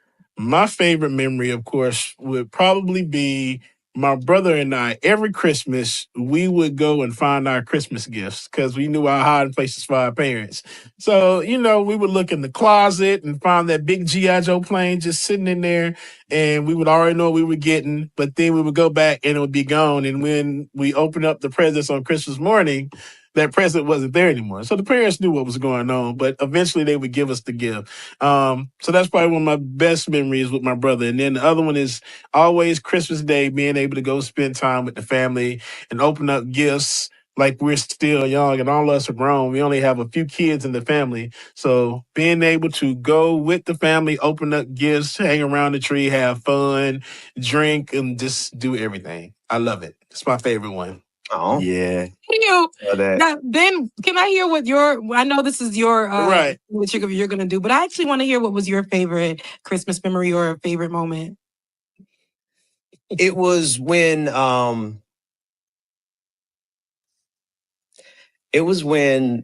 as a young kid, I realized my parents didn't have enough money to really get us a lot of stuff, but I was able to appreciate like the joy they gave us. Yeah. Like I was young. I had to be like 9. And I remembered, I was like, oh, wow, we really can't get all the stuff my friends are getting. But I just saw how much energy they were putting into it and how fun it was regardless. Like it was just the best time. My dad would always go and get us these little trinkets from like Walgreens or whatever the equivalent was back then. I wasn't Eckerd's or something, you know, just little stuff that he could afford. And he brought it back and we never got upset about that. We just loved the fact that he made the effort. It was almost kind of silly. He's like, you go to get these little things and we, you know, and we just admired the effort that he put into it. But when it connected with me and my kids and I couldn't get them what I used to get them, I couldn't, but my kids reflected the same energy back to me. And they still do that to this day. So it's kind of like an overlap of two memories. Oh, I love that. And I love that's true. It's the joy of Christmas. Jesus is the reason. But no, I want to give a shout out before we leave. I know we got to go. I know Ben, wifey, got the breakfast made for you. She always has that down pat. We about to have lunch. Right. She already did breakfast. She already made. Listen, who's trying to marry me? Because I'm trying to be like Jada for somebody. You got breakfast, lunch, and dinner. It's cooked, kids is fresh, you know, whatever. Now, First Lady, I love that you picked this next song. You brought this one and said that this has to be in here. Why? Absolutely. First of all, introduce it and tell us why. Okay, so this is TLC, Sleigh Ride. And this reminds me of Carl Kanai, cross colors, wearing the baggy clothes, Fubu. which I might add, FUBU, which I might add is coming back in style now. Wow. They call it streetwear. Right. It's the same thing, another name, another rendition of it. But it was just a time of just joy and happiness and not taking yourself too seriously. Yeah. It's like that transition from childhood to adulthood. There's a period there where you can still like really enjoy the freedom of some responsibility and no responsibility. It's like that drive home from college. You know, you got to be responsible, but you're really still just a kid at heart. I feel like you would be bumping this right next to the other song you were bumping on the way home. Oh, absolutely. Absolutely. Yeah.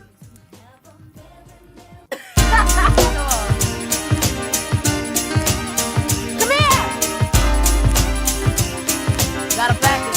Wait, I know what I want for Christmas. What you want? I want T-Boss to give me some headphone sets, and I want Left Eye to make me a fly dress. Well, Merry Christmas from TLC. Merry Christmas and a Happy New Year. Happy New Year. Joy and happiness in our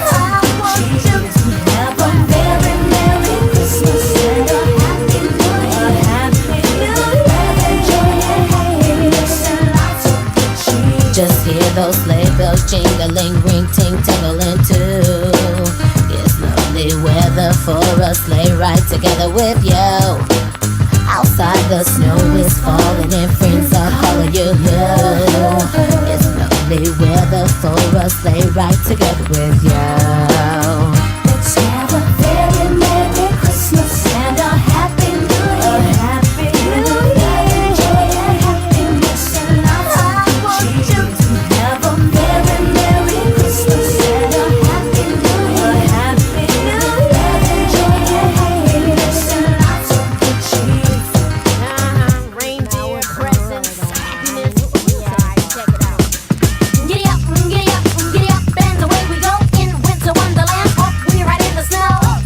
With the left, everything is grand. Sleigh ride if you like me, baby. Don't be scared. Take my hand, T to the left. I see if you can take a glide. Giddy up the guts and step on up so we can. Cheeks are nice and rosy, comfy, cozy, all we. We're snuggled up together like the birds of a feather would be. So let's take the road before us, sing a chorus or two. Oh, come on, it's lovely weather for a sleigh ride together with you. Let's have a very Merry Christmas and a Happy New Year. Yes, and lots of good cheer. Have a very Merry Christmas and a Happy New Year. Yes, and lots of good cheer. Jingle bells, bells, bells, and running ladies with it. Up, up, and away, flying in the sleigh, home alone, Christmas Eve. Make believe it's time to play, so let's blow on this note. With a sack on my back, 'cause Santa's trying to knock this Cadillac. Riding and a riding, when he gets to the side, and he's a slipping and a sliding in his own sleigh ride. A merry little Christmas. Oh, yeah. Hey, a merry little Christmas. Baby, don't you know I'm home? Don't wanna spend the night alone. A very Merry Christmas. Don't wanna spend it with me. There's something in the way I care about the times that we have shared. It's a very Merry Christmas. Don't you wanna spend it with me? Have a very Merry Christmas and a Happy New Year.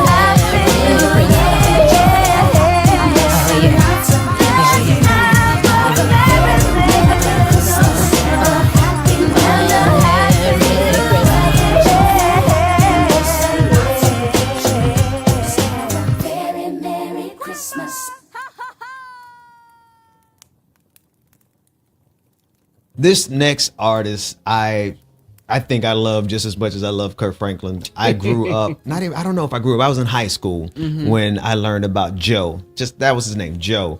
Full name is Joe Thomas. All the things your man won't do. I know that's the wrong season. I know that's not the season that this is on, but Joe is the man. And here he is at a concert many years ago in New York City singing the Christmas song. Still one of my favorites. I think this would be maybe the third version of this that we played tonight, but I never get tired of that song. No, I'm excited. I don't know if I've heard this song before, but I know, or this rendition of this song before, so we'll see. But you know about Joe though. Yes, I know about Joe. Put a string of pearls right in your hands. He really has some great music. Oh, you try to use that my necklace as a prop. Well, no, I'm saying that's, I can't even say the next verse of the song because it's this is a family event. But it's Joe, not holy. All right. Here's Joe. All the things, no, not all the things your man won't do. Here's Joe with the Christmas song. But you were about to say something else. I don't remember. You don't remember? All right, let's listen.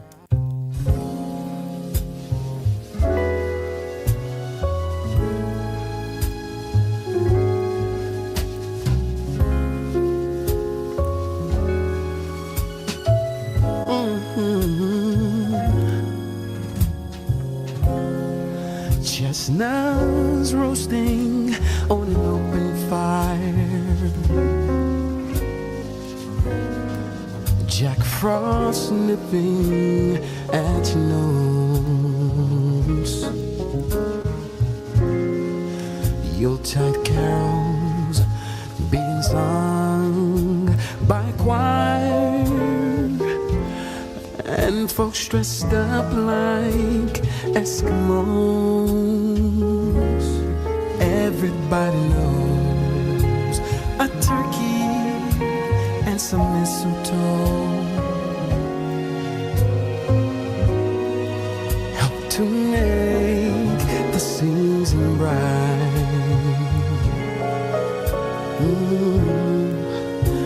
Tiny tots with their eyes all aglow will find it hard to sleep tonight. They know that Santa's on his way.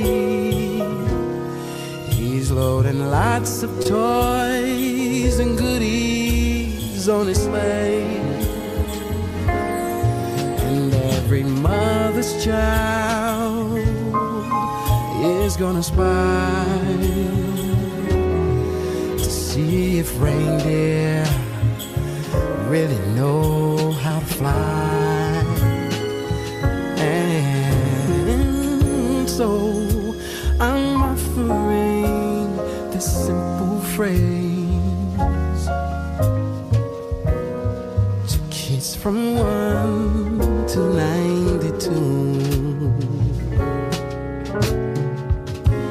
Although it's been said many times, many ways, Merry Christmas to you.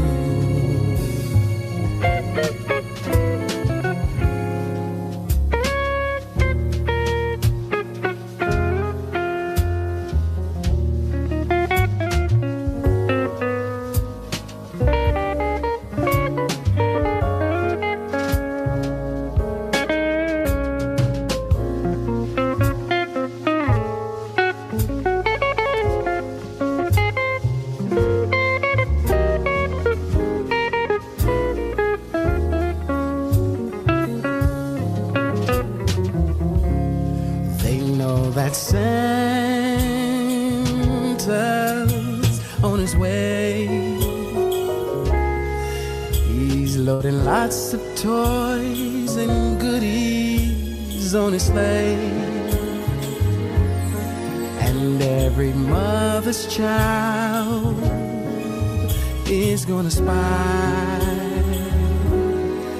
to see if reindeer really know how to fly. And so I'm offering this simple phrase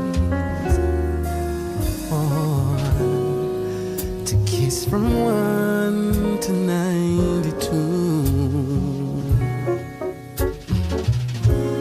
Although it's been said many times, many ways, Merry Christmas, Merry Christmas, Merry Christmas to you.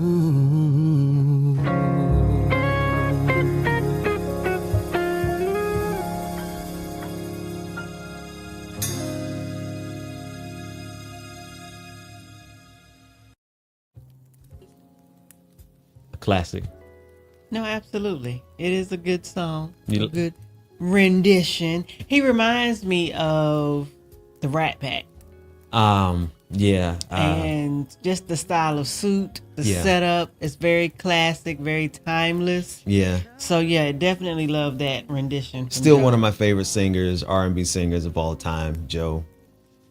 Hands down. Hands down. Hands down. I mean, don't get me wrong. There's so many wonderful singers, but you know how it goes. Like everybody finds someone that they latch on to, and like you kind of they shape you, especially at a young age, and you listen to stuff. Some stuff you shouldn't have been listening to at the age. I was gonna ask you about it. Yeah, a lot of stuff I was listening to Joe talk about doing. I should have been listening to as a young boy. But anyway, I'm like, there was a hashtag that I really appreciated. I grew up on Joe, and that was a really big hashtag on Twitter some time ago. So, okay, so we have a competition in our house, a battle between versions of Silent Night.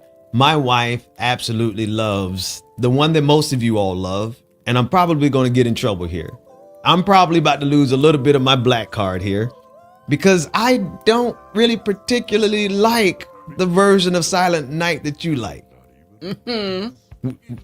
Which is Temptations. You said I didn't want to say it. Temptations. It never really, but I tell you the one I do like, Boys to Men, Silent Night. That's the one that I like. So I know I've just lost. I know I've dropped down in the ratings of my black card for so many people because there's no question about it.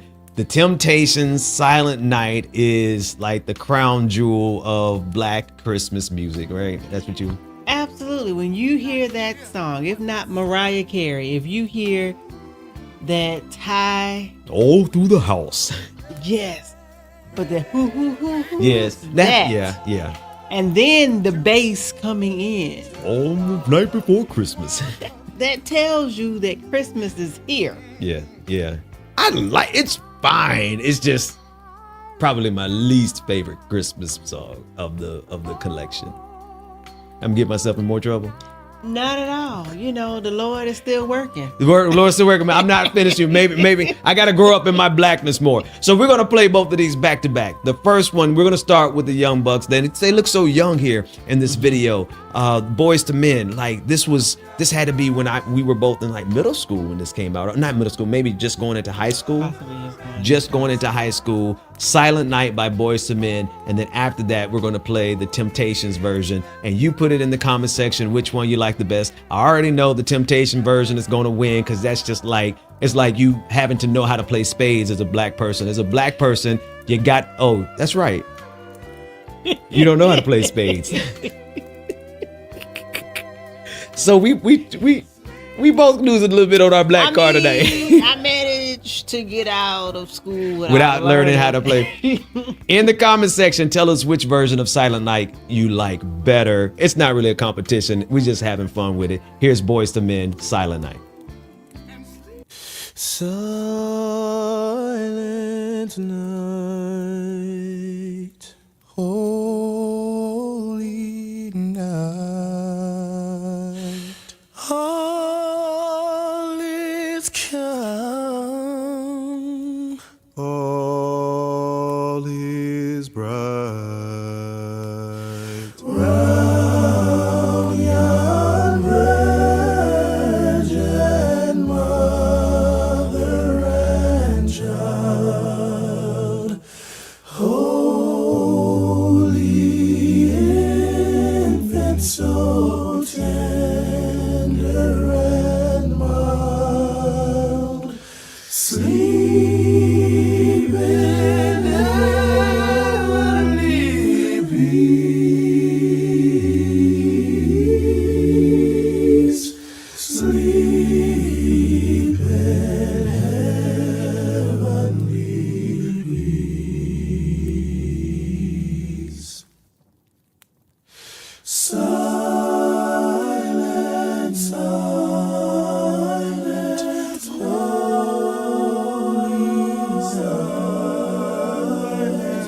round thy head a radiant light, lovely boy with golden garland, parents guard thee with tender care.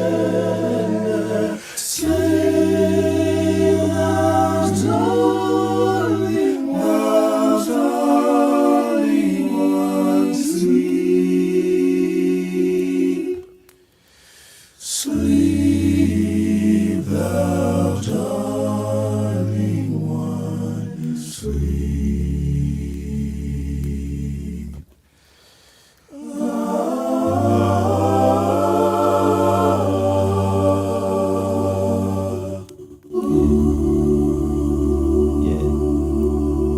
Absolutely. Rank that in the comment section. That's the best version of Silent Night ever. Come on, help me win this, because if I don't, I'm gonna have to sleep on the couch today. I will give it to, I will give it to Boys to Men. The harmonies are on lock. Yes. The heartthrob of being an all-male group. Right. They were the boy band back in the day. Yeah. Right. And so I'll give them that. Yeah. But that's it. And listen, I know for a fact that I have just ranked myself a little bit lower in the Blackness Awards by the fact that I'm not a big fan of the next one, but you love it. So if you like it, I love it. Let's celebrate it's the Temptations, right? Right. Absolutely love everything else that the Temptations do. Did y'all catch that? I love the Temptations. Pastor is a master with words. Hey, listen, I know how to turn a phrase. Here we go. The Temptations, their version of Silent Night. And I need you to rate it in the comment section which one you like the best. Oh, it is opening up nice, though. I ain't gonna lie. That's nice.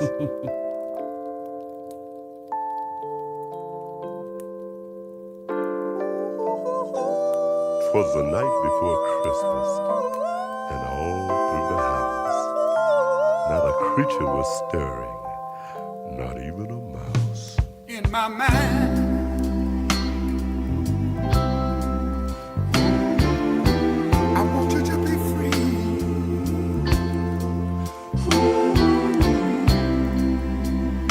For all of our friends,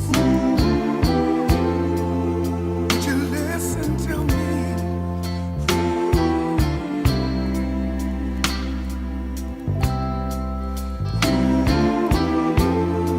Now hear what I say.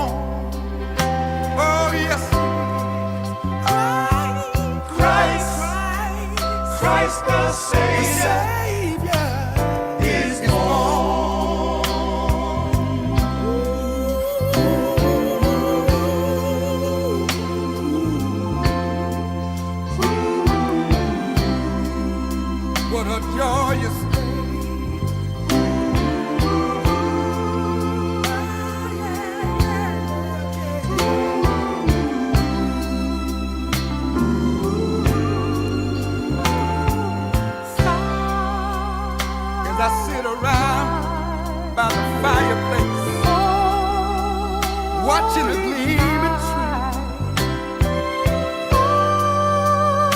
If I had one wish in this world, it would be that all men would be free. Let's all hold hands and celebrate the Savior's birth. Let's give thanks unto the world. Jesus, tender and mild.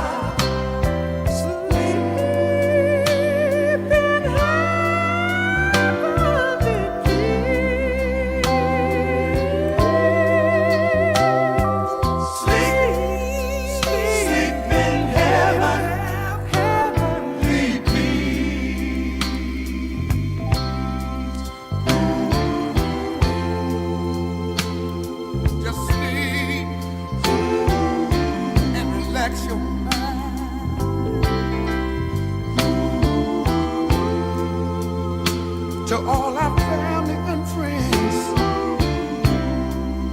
I want you to remember this line. Merry Christmas. Merry Christmas to all of you.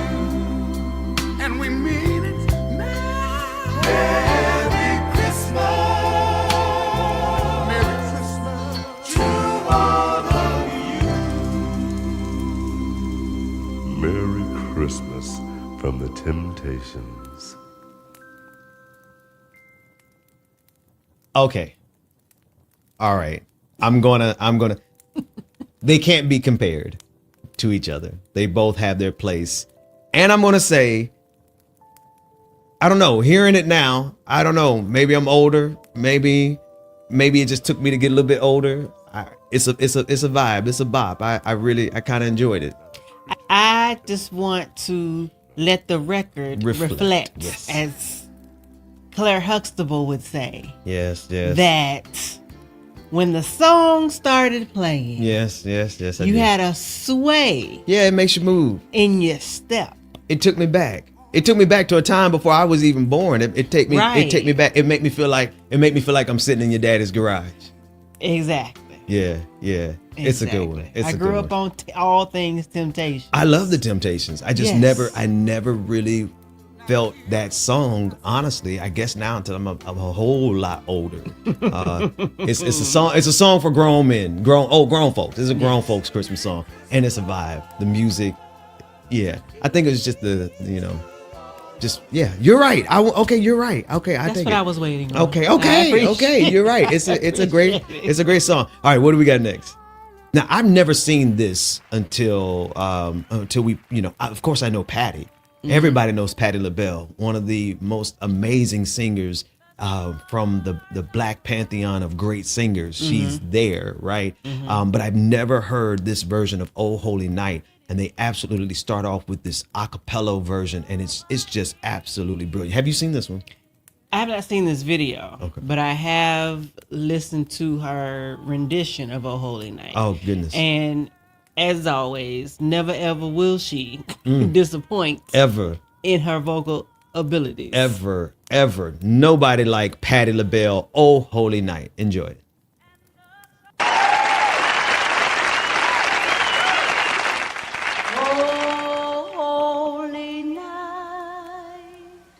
The stars are brightly shining. It is the night of our dear Savior's birth. Long lay the world and sin and error pining, till he appeared, and the soul felt its worth. A thrill of hope, the weary world rejoices, for yonder's great a new and glorious morn.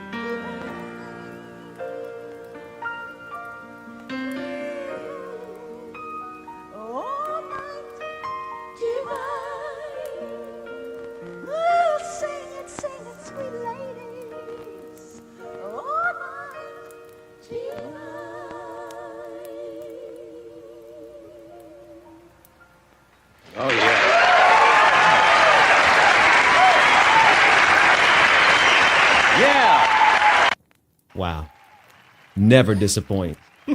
Ever. Listen, y'all are gonna hear me say listen, because that speaks to everything that I just can't figure out to say. Mm-hmm. But just say listen. Listen. Look. I say look. You say listen. Right. But her facial expressions. Yes. The stank that she has on. You know about that stank? Listen. Come on. When your face, she don't even care how her face looks. Right. But she is hitting the notes. The power. Yes. Brilliant. Absolutely brilliant. And her backup singers. Oh, yes. I can't even say, I don't even want to call them backup singers. They're all primary singers. They were absolutely powerful. Whew. Patty doesn't play. Patty about doesn't her play. music. Oh man, one of my favorites is when she was doing a Christmas song. I forgot exactly which one it is, and maybe I'll get it and put it in here. Where she didn't even know the lyrics, and she was like, "Where are my lyrics? Where are my lyrics?" But she still sang it was still amazing. It was like she didn't have the lyrics, and she was telling the people, "Give me the lyrics," and she still sounded like the same amazing Patti LaBelle she always sounds like. We are so blessed in our community to have legends like this, and she's still here, she's still alive, and she's still singing with the same greatness. We're so blessed right now. Mm-hmm. Mm-hmm.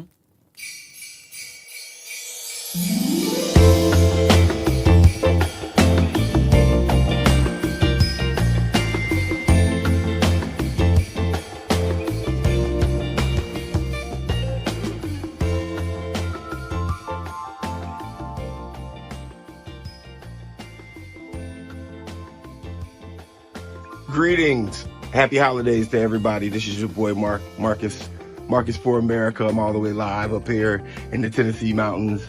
Give me a couple of days of vacation during the holidays. And I believe my favorite memory growing up was of growing up and going to Mississippi, to the country, as they say, and smelling my grandmother's food, my late grandmother's food. Rosie Bobo, you know I love you. And then just being around my cousins and my family, and just cherishing time with them, right? And being around folks who love me organically for who I am, right? So I, like smelling those foods, having my mom and my grandmother in the kitchen at the same time, cooking up a storm, eating every single chance you possibly could. And then just like floating around that little small town, seeing all of my family members was one of my favorite memories and traditions. I'm probably at some point next year, I think I want to go up there and do it again. Even though my grandmother's not with us, I still want to see my cousins. So I wish the best for you and yours during the holiday season. Shout out to Ben, shout out to Mondale, shout out to everybody over there on the Benjamin Dixon channel. May you be loved, may you be cherished, may you not be taken for granted during this holiday season. Enjoy yourself. Happy holidays, and if I don't talk to you again, Happy New Year. Around the holidays, I always think of my grandmother. I come from a very large family, and she was at the very top. Christmas for us began at midnight mass on Christmas Eve. And then my grandmother would open her house to all of her kids and grandkids until New Year's Day.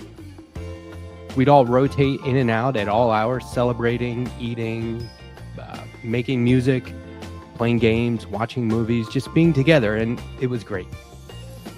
Then as I got older, in my early teens, I lifted my head up a little bit, and I realized a lot of the world doesn't have the opportunity to be with family in the same way. And a lot more people don't have anything at all. They can't take off work.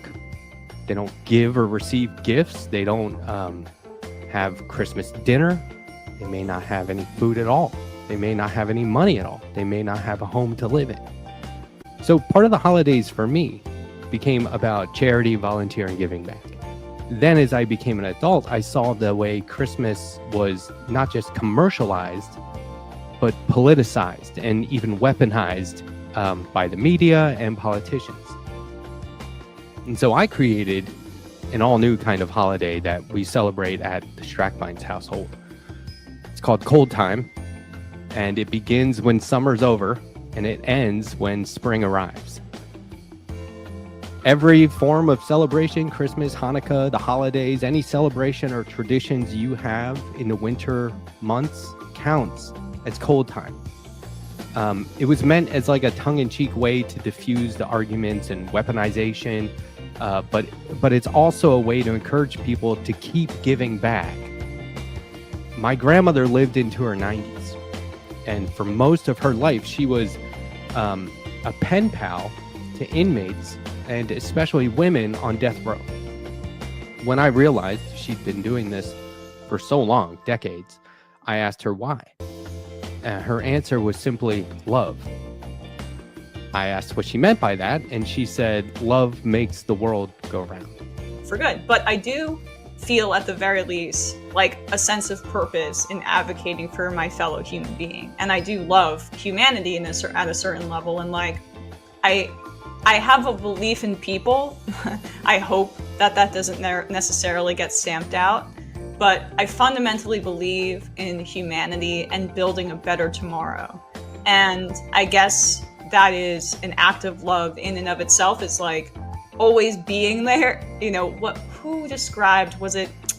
which writer described love as a bench? Was it Toni Morse? A love being a bench, someplace to sit and then someplace to have your back. And I'm butchering the quote. So like I try to apply that, you know, in my personal life, but also I guess in how I view advocating for humanity. I don't mean to boob out, but maybe the one thing that I took from Christianity, or a saying within the Christian flavor that I practiced, and that's love is a verb. Love is not this abstract noun, it's action. And if you're not living the love, if you're not practicing love, that's not love. That's something else entirely. It's performative. And I want, again, we're coming back to whether you punch up or punch down, but I want my life to be a display of good works that help better the lives of other people. And I think that's through the practice, the verb of love, the action of love. So I am an atheist, as you mentioned. I'm not like someone who's deeply religious myself, but one thing I do love about religion and religions is the various traditions that come with them. And I absolutely love the Christmas season. I'm freaking, holidays in general. I feel like the older I get, when I was younger, I was like, what is all this BS? Like, who really cares? Like, why do people get so obsessed about it? Now I understand the hype around the holidays, even the consumeristic element, which we've been panning. It is fun to, go to the store and get some holiday decor to put around your house, to go shopping at the River Market Christmas shops and all that kind of stuff. Like there's an element to it that is a ritualistic thing that's very fun, that I think is kind of embedded into our DNA at this point. And it also just makes winter so much more tolerable. I always talk about after New Year's, winter is just this depressing slog, like from January to March or something. It's just like, I want this to end. I want to die. Please, I need sun. But the holidays, and yes, even some elements of the religious practice, it makes it more joyous. The carols in the air, even a nice Christmas time or holiday church service can just be such a great reminder of the community. I remember my mother took Clara and I that's my sister, to, a couple Easter, Christmas church services when we were growing up, just so we could experience it, and see the community and the traditions and stuff like that. So it's always been baked into my heart and my soul, and I genuinely enjoy it. So one of the things, I'm, for as much as we talk a big game, right? Peek behind the curtain. I'm a little aloof when it comes to family gatherings, right? Like I show up for the high holidays, and one of the things I like to do to remind my family that I love them, even though I work all the time and I stay downtown all the time, is that I love to cook the spread for everyone on holidays. So I'll have my family over to my crib and, cook the Thanksgiving turkey, or on Christmas this year, I'm smoking the ham. I always look to bust out the smoker, by the way. We're Midwest boys. I'm from Kansas City. Okay, I've got an offset smoker in the backyard. That's my pride and joy. Okay, it has a problematic Chiefs emblem on the side. I'm sorry for anybody that drives by, but Midwesterners die hard over here, and Gavin will tell you that's my baby. So I love smoking on that guy, and that's a big, family tradition for me. When I was a kid, my dad had a smoker, and so I was like, you know what, let me pick up that torch.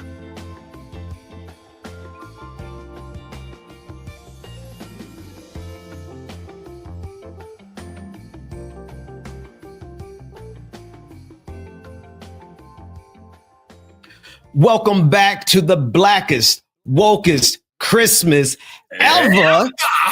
By now, every one of you in the audience should be shouting ever at the end of every time I say it. Welcome again to the Blackest, Wokest Christmas ever.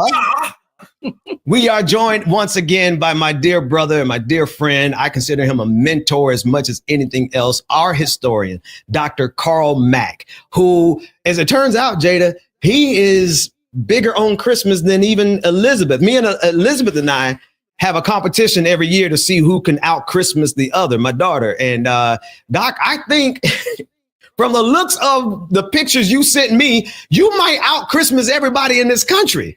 Hey, man, listen, Ben, I'm telling you, man, look, the little guy, man, when he came to me, remember now, when he showed up and he put that sprinkle dust on the 1993 Mercury Tracer, the hoopty, and we delivered them toys around the country, I just got committed to what the little brother was doing.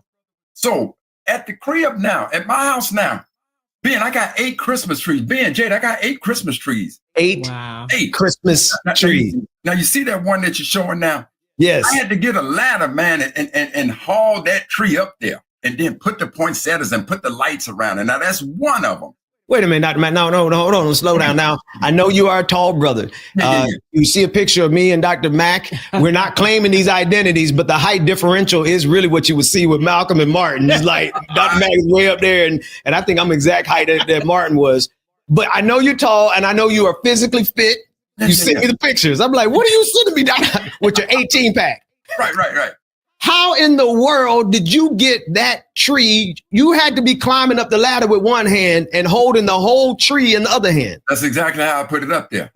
That's how I went up there, man. I went up the ladder with the tree in the right hand and using the ladder and climbed up. And then I just put the tree up there. And then I get up there, put it up there, bring the poinsettias, put them up there, get the garland and roll it through there, run it down the side. So everything got light up, man. That's how we did that one. I love it. Let's go to the next one. This is tree number 2. Tell us about this one. Hey, man, that is, listen, I'm a Dallas Cowboy fan. So we're going to forgive you for that. Hey, Ben, slow down now. Ben, remember, you don't want that lump of coal. Hey, look, man, listen, we friends about a lot of stuff. I'm serious about my Saints, but that's okay. I love the tree. Tell us. Well, right now, Atlanta's loving us because of what we did to Tampa Bay last night. So, we done gifted Atlanta the opportunity to handle some things in there. But anyway, if I'm going to have a tree in the house, I needed to have a Dallas Cowboy tree. So that is the official Dallas Cowboy tree. It's the only thing sparkling about the Cowboys this year, but there it is. There it is. All right, let's see this next one. Now, this is the outside. Now, that's okay. So the tree we see in that top, man, you got a tree in every window. That's right. Right. First of all, but then that tree that's at the top, that's the one you carried up by one hand. That's right. So in that picture right there, you're literally looking at 5 Christmas trees, because if you look at the door, there's 2 little Christmas trees there. Oh, wow. And then over to the left, that's the Christmas tree that's in the family room. And then the Christmas tree on the right, that's the Christmas tree in the dining room. Wow. There you go. Beautiful, man. Look, let's keep going. This is a stairwell. Man, look at this, man. Doc, this is beautiful. So listen, man, I've always loved poinsettias, man. So I got poinsettias I don't know if I got about 30 points. You seen the poinsettias at the top where the Christmas tree is up there. Then I got poinsettias going up the stairs. I got them all around the house, man. So can't have enough poinsettias. Absolutely beautiful, man. And then this is your living area. Got 2 trees in there. Got 2 trees in there. So that's 9 and 10 right there, right? So that's the TV area. And so I got 2 little Christmas trees in there. And Ben, I think I sent you a picture of my dining room in the kitchen where I got a little tree. I got a little tree over there. Hang on, I can find that one real quick. You go, right there. It is. Right here. Right there. So I count that one too, so I'm sitting at the dining room table and I got a little tree right there. And then being there was something special. So because of my friendship, because the little guy adopted me as his number one helper. So, what you got to understand is that if anything ever goes wrong, like Santa shows up at 310 Major King, he shows up at the crib and he knows, now I ain't got no hoopty. I got the F-150. So he can sprinkle some of that stuff on the F-150 and we can get everything delivered. But he knows I'm the backup. I'm plan B should anything go wrong. Yes.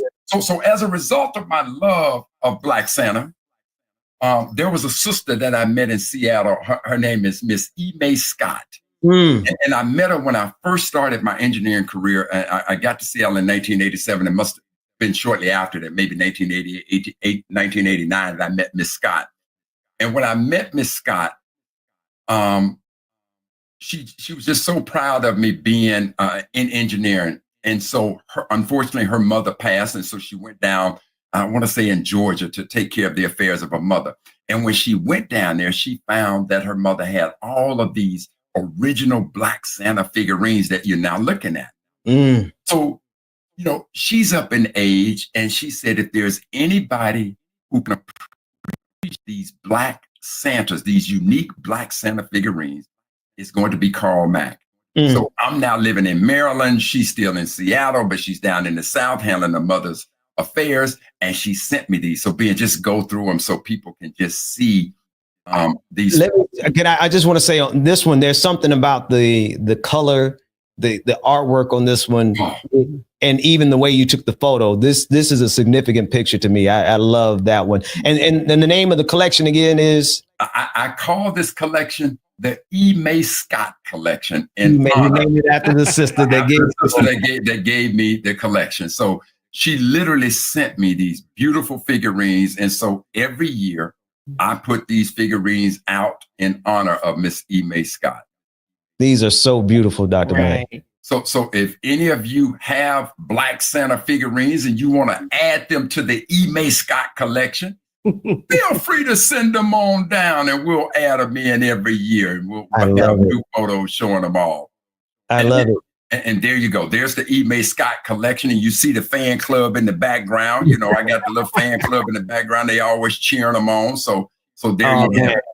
Dr. Mack, you have such a big heart. You are a kid at heart. You are brilliant and just have such a warmth about you that I truly, truly admire in you, brother. I love this. This is so, and look at you. That's you and Black Jesus. You and Otis. Yes. That's me and Black Santa. Black Jesus. I'm sorry. Black Santa. That's me and Black Santa. You know, the little guy's whispering in my ear, you know, just telling me how appreciative he is. And he wants to hang out at the top of the tree. So, you know, I have to get him on his throne. And once he's on the tree, it's official that it is truly the holiday season. So I got to put the little guy up there and get him all squared away. And then we good. Dr. Mack, how tall is this tree? I don't know. How tall are you? Oh, I'm 6'4". So I gotta believe that tree gotta be 7 feet maybe. Look, wait a minute. You're taller than Malcolm. What I'm talking about? So when I took like one picture with you and it really like 6'4". My goodness today. God bless you, tall man. And now all right, listen, I love this photo, and you sent a couple of them. This is just the outline of a city, man. It looks like somebody could be walking through this in your beautiful dining area, by the way. Absolutely love your dining area. Tell us about this collection here. So this is Rose Town. So my mama's name Rose. Ain't your mama got Rose in it? My mama's name is, well, I call her Rose, but it's Rosemary. Yes, sir. Okay. There you go. So we're going to call this Rose Town. That's the name of this city. But Ben and Jada, I never thought about naming this city. I never thought about it until we talked about doing this program. And so now I want the Dixon family to forever be associated with Rosetown. So I want everybody to understand that the official mayor of Rosetown is Elizabeth. Lizzie? You might want to tell them who Elizabeth is. Oh, that's my baby girl. That's my baby girl. That's our daughter. Now, Ben Jr., he's the city manager of Rosetown. Okay. That's the right job for him. Yeah. He's a numbers man. Right. And now that that doggone Jeremiah. Jeremiah is the sheriff / constable. Yes. So he's the constable of the city. Now, Ben and Jada, if you go all the way back in the back of the city, Oh, wait a minute. That one. Yeah. No. Not there. You go. Right there. Now, see that building in the back? That's the church of Rosetown. And what people don't know, this is what happened, Jada. Normally, you got Ben as the pastor and the first lady, but that ain't the way it happened in Rosetown. What happened is, Jada founded the church, and she was the pastor, and Ben was the choir director. And they met each other. And Jada, Ben was kind of looking at Jada, and Jada kind of looking at Ben, and they didn't want to be sinful about it. So they started dating. And next thing you know, the two of them just decided, let's get married. And in most churches where you have a pastor and first lady, in Rosetown, we have a pastor and first man. So Jada is the pastor, and Ben is the first man, but Ben also serves as the choir director. Hey, listen, there's some truth to that. I started off in the church on the organ, so and me and Jada, we didn't want to live in sin. So what we did was we went down to the courthouse and let the mayor of Rosetown, Elizabeth, our daughter, we let her marry us. There's a time paradox loop there, but it works out for us. Yes. So that's Rosetown, and so that city is named after Mama Rose and Miss Mary Rose, and so now that's Rosetown. And again, remember, the mayor of Rosetown is Mayor Elizabeth. That's it. The city manager is Ben Jr. That's the it. Constable and sheriff is Jeremiah. That's right. And the first man of the church is Ben, and the pastor of the church is Jada. That's about right, Doc. Right, there you go. That's about right. I absolutely love it. Couple more photos here, man. You are the most Christmassy brother I know, and I absolutely love it. I'm gonna have to try to catch up with you one of these years. But here is Black Santa in front of a poinsettia in front of Black Heritage Days number 5, the Black Women History Calendar. Tell us about this setup you got right here. Well, see, it's not that I set up again. I'm just hanging out at the house doing what I normally do, and all of a sudden I hear the doorbell ring, and it's the little guy. But now, Ben and Jada, if you could be able to take a closer shot of it, that's a golden sleigh that he's in. See, he done hooked himself up now. This is like the Escalade of sleighs, right here. So Black Santa jumped on in there, and when he showed up, he had been watching the work that I was doing. And I don't know how the little guy, but he does things like that. I don't know how he showed up with the calendar, but he said to me, he said, look, Brother Mac, I want to give you a gift. I said, but Black Santa, I don't know if I'm worthy. He said, look, brother, listen, you got 10 Christmas trees in your house. And you've had 10 Christmas trees forever. Yeah. But here's the story, Ben and Jada. I promise you, true story. I've never had one present under no trees ever. I love that. I've never had a present. So Black Santa said, my present this year is that he was making Black Heritage Day 5 the official Blackest. Yes. Wokest. Yes. Christmas gift ever. So that's the way he rolled into the crib this year, man. That's the way he rolled in. I love it. Even the way you just said, man. I love it, man. I love it. Dr. Mac, listen, this has been a joyous occasion. Right now, just sharing this time with you. I said to you earlier, and I genuinely mean it, before my kids get out of high school, I intend on coming and spending an entire Christmas with you, with those 10 Christmas trees. And I can't promise you I'll put Otis. And of course, it goes without saying, I didn't say it, but it goes without saying she's going to be right there with us. Hey, look, man, I need the whole Dixon family there. We coming.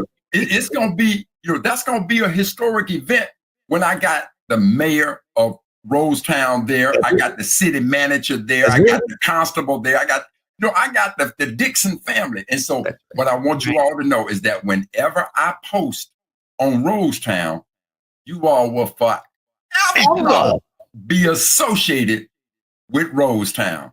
I love it, Doc. I love it, and I love you, and I am so grateful for you being a brother, being a friend, being a mentor, being a historian, being all these things, not only to me, but to my family, to my kids, and to the broader community, everyone who's listening now. I guarantee you, if they're listening now, they've learned something. Absolutely. They've learned something, not just about your Christmas joy that you have personally, but about our people and the Christmas joy that our people had, even in the midst, like you said, Frankie Beverly, joy and pain, sunshine and rain. Oh, I thought you were going to get in there, but listen, this has been a long night. And I wouldn't have had it any other way than to spend it with my family and you and your family and all the people who are watching this. As we get ready to sign off, we are going to leave with one final selection. That's a real churchy way of saying we're going to play a song. A selection from the Jireh Gospel Choir. It's entitled Joy to the World. It is a big closing. It is as big of a Christmas closing as you have Christmas trees around your house. Dr. Mack, get a final word into the people about the blackest, wokest Christmas ever. You get the last word before we go. Hey, listen, man, I just want to thank you and Jada so much for your creativity, the love. We've learned a lot. We've had a lot of fun, a lot of laughs. Very honored for Otis, aka Black Santa, to make his debut and to now give you a documentary. We're gonna call this a documentary of Otis. I'm glad you got a chance to understand it. Glad I had the opportunity to share Otis's big day of being honored with a PhD from Oxtail University. And that PhD means what, Jada? Piping hot, delicious. Piping hot, delicious. I'm gonna leave my baby hanging. There you go. He's got a PhD from Oxtail University. And again, I want to thank the founder of Oxtail, Brother Carlos Cooper. Thank you so much, man, for founding Oxtail University. And for those of you who want to support him by wearing some paraphernalia. And remember, when people say, I ain't never heard of Oxtail University, you'd be like, look, all I can tell you is that's where Black Santa got his honorary degree from. And listen, I want to be sure, like, and uclife.company.site. Dr. Mack, we're not receiving anything from Oxtail University for this, but I know that this, I don't want to say that because people are like, oh, you're doing a commercial. No, I'm doing a solid for my brother who has another brother who shares something that's super dope. And I love this navy blue, this royal blue Oxtail. I'm going to get that in the new year. So you all go over there and support them, not because it's going to be anything back to us, but just simply because he is our brother from another mother. And being Jada, the only reason we talking about Oxtail University is because I got official notice that Otis is getting an honorary doctorate. That's right. From the Oxtail University.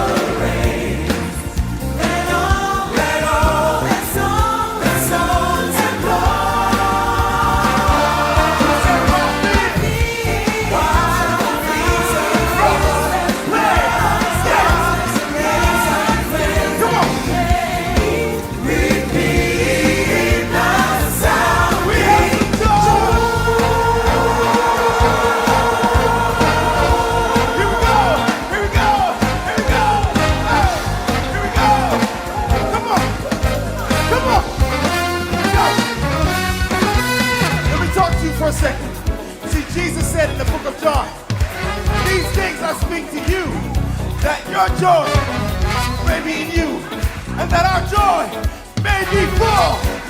Good Lord, meant to be said. Joy. Repeat after me, say. Joy. That's right. J-O-Y. Say. Joy. Uh-oh. Uh-oh. On Z. Joy. Let's go. He brings joy. Yeah. Yeah. That's what he brings. Joy. Joy. Joy. Joy. Joy. Say. Joy. Joy. Joy. Joy. Go. He brings joy. Joy. J-O-Y. We say. Joy. Come on. Come on. Come on. Joy. Joy. Say. He brings joy to the world. Everybody celebrate. Joy to the world. Take your joy and say. Joy to the world. Joy to the world. He brings joy. We thank you, Heavenly Father, for your joy.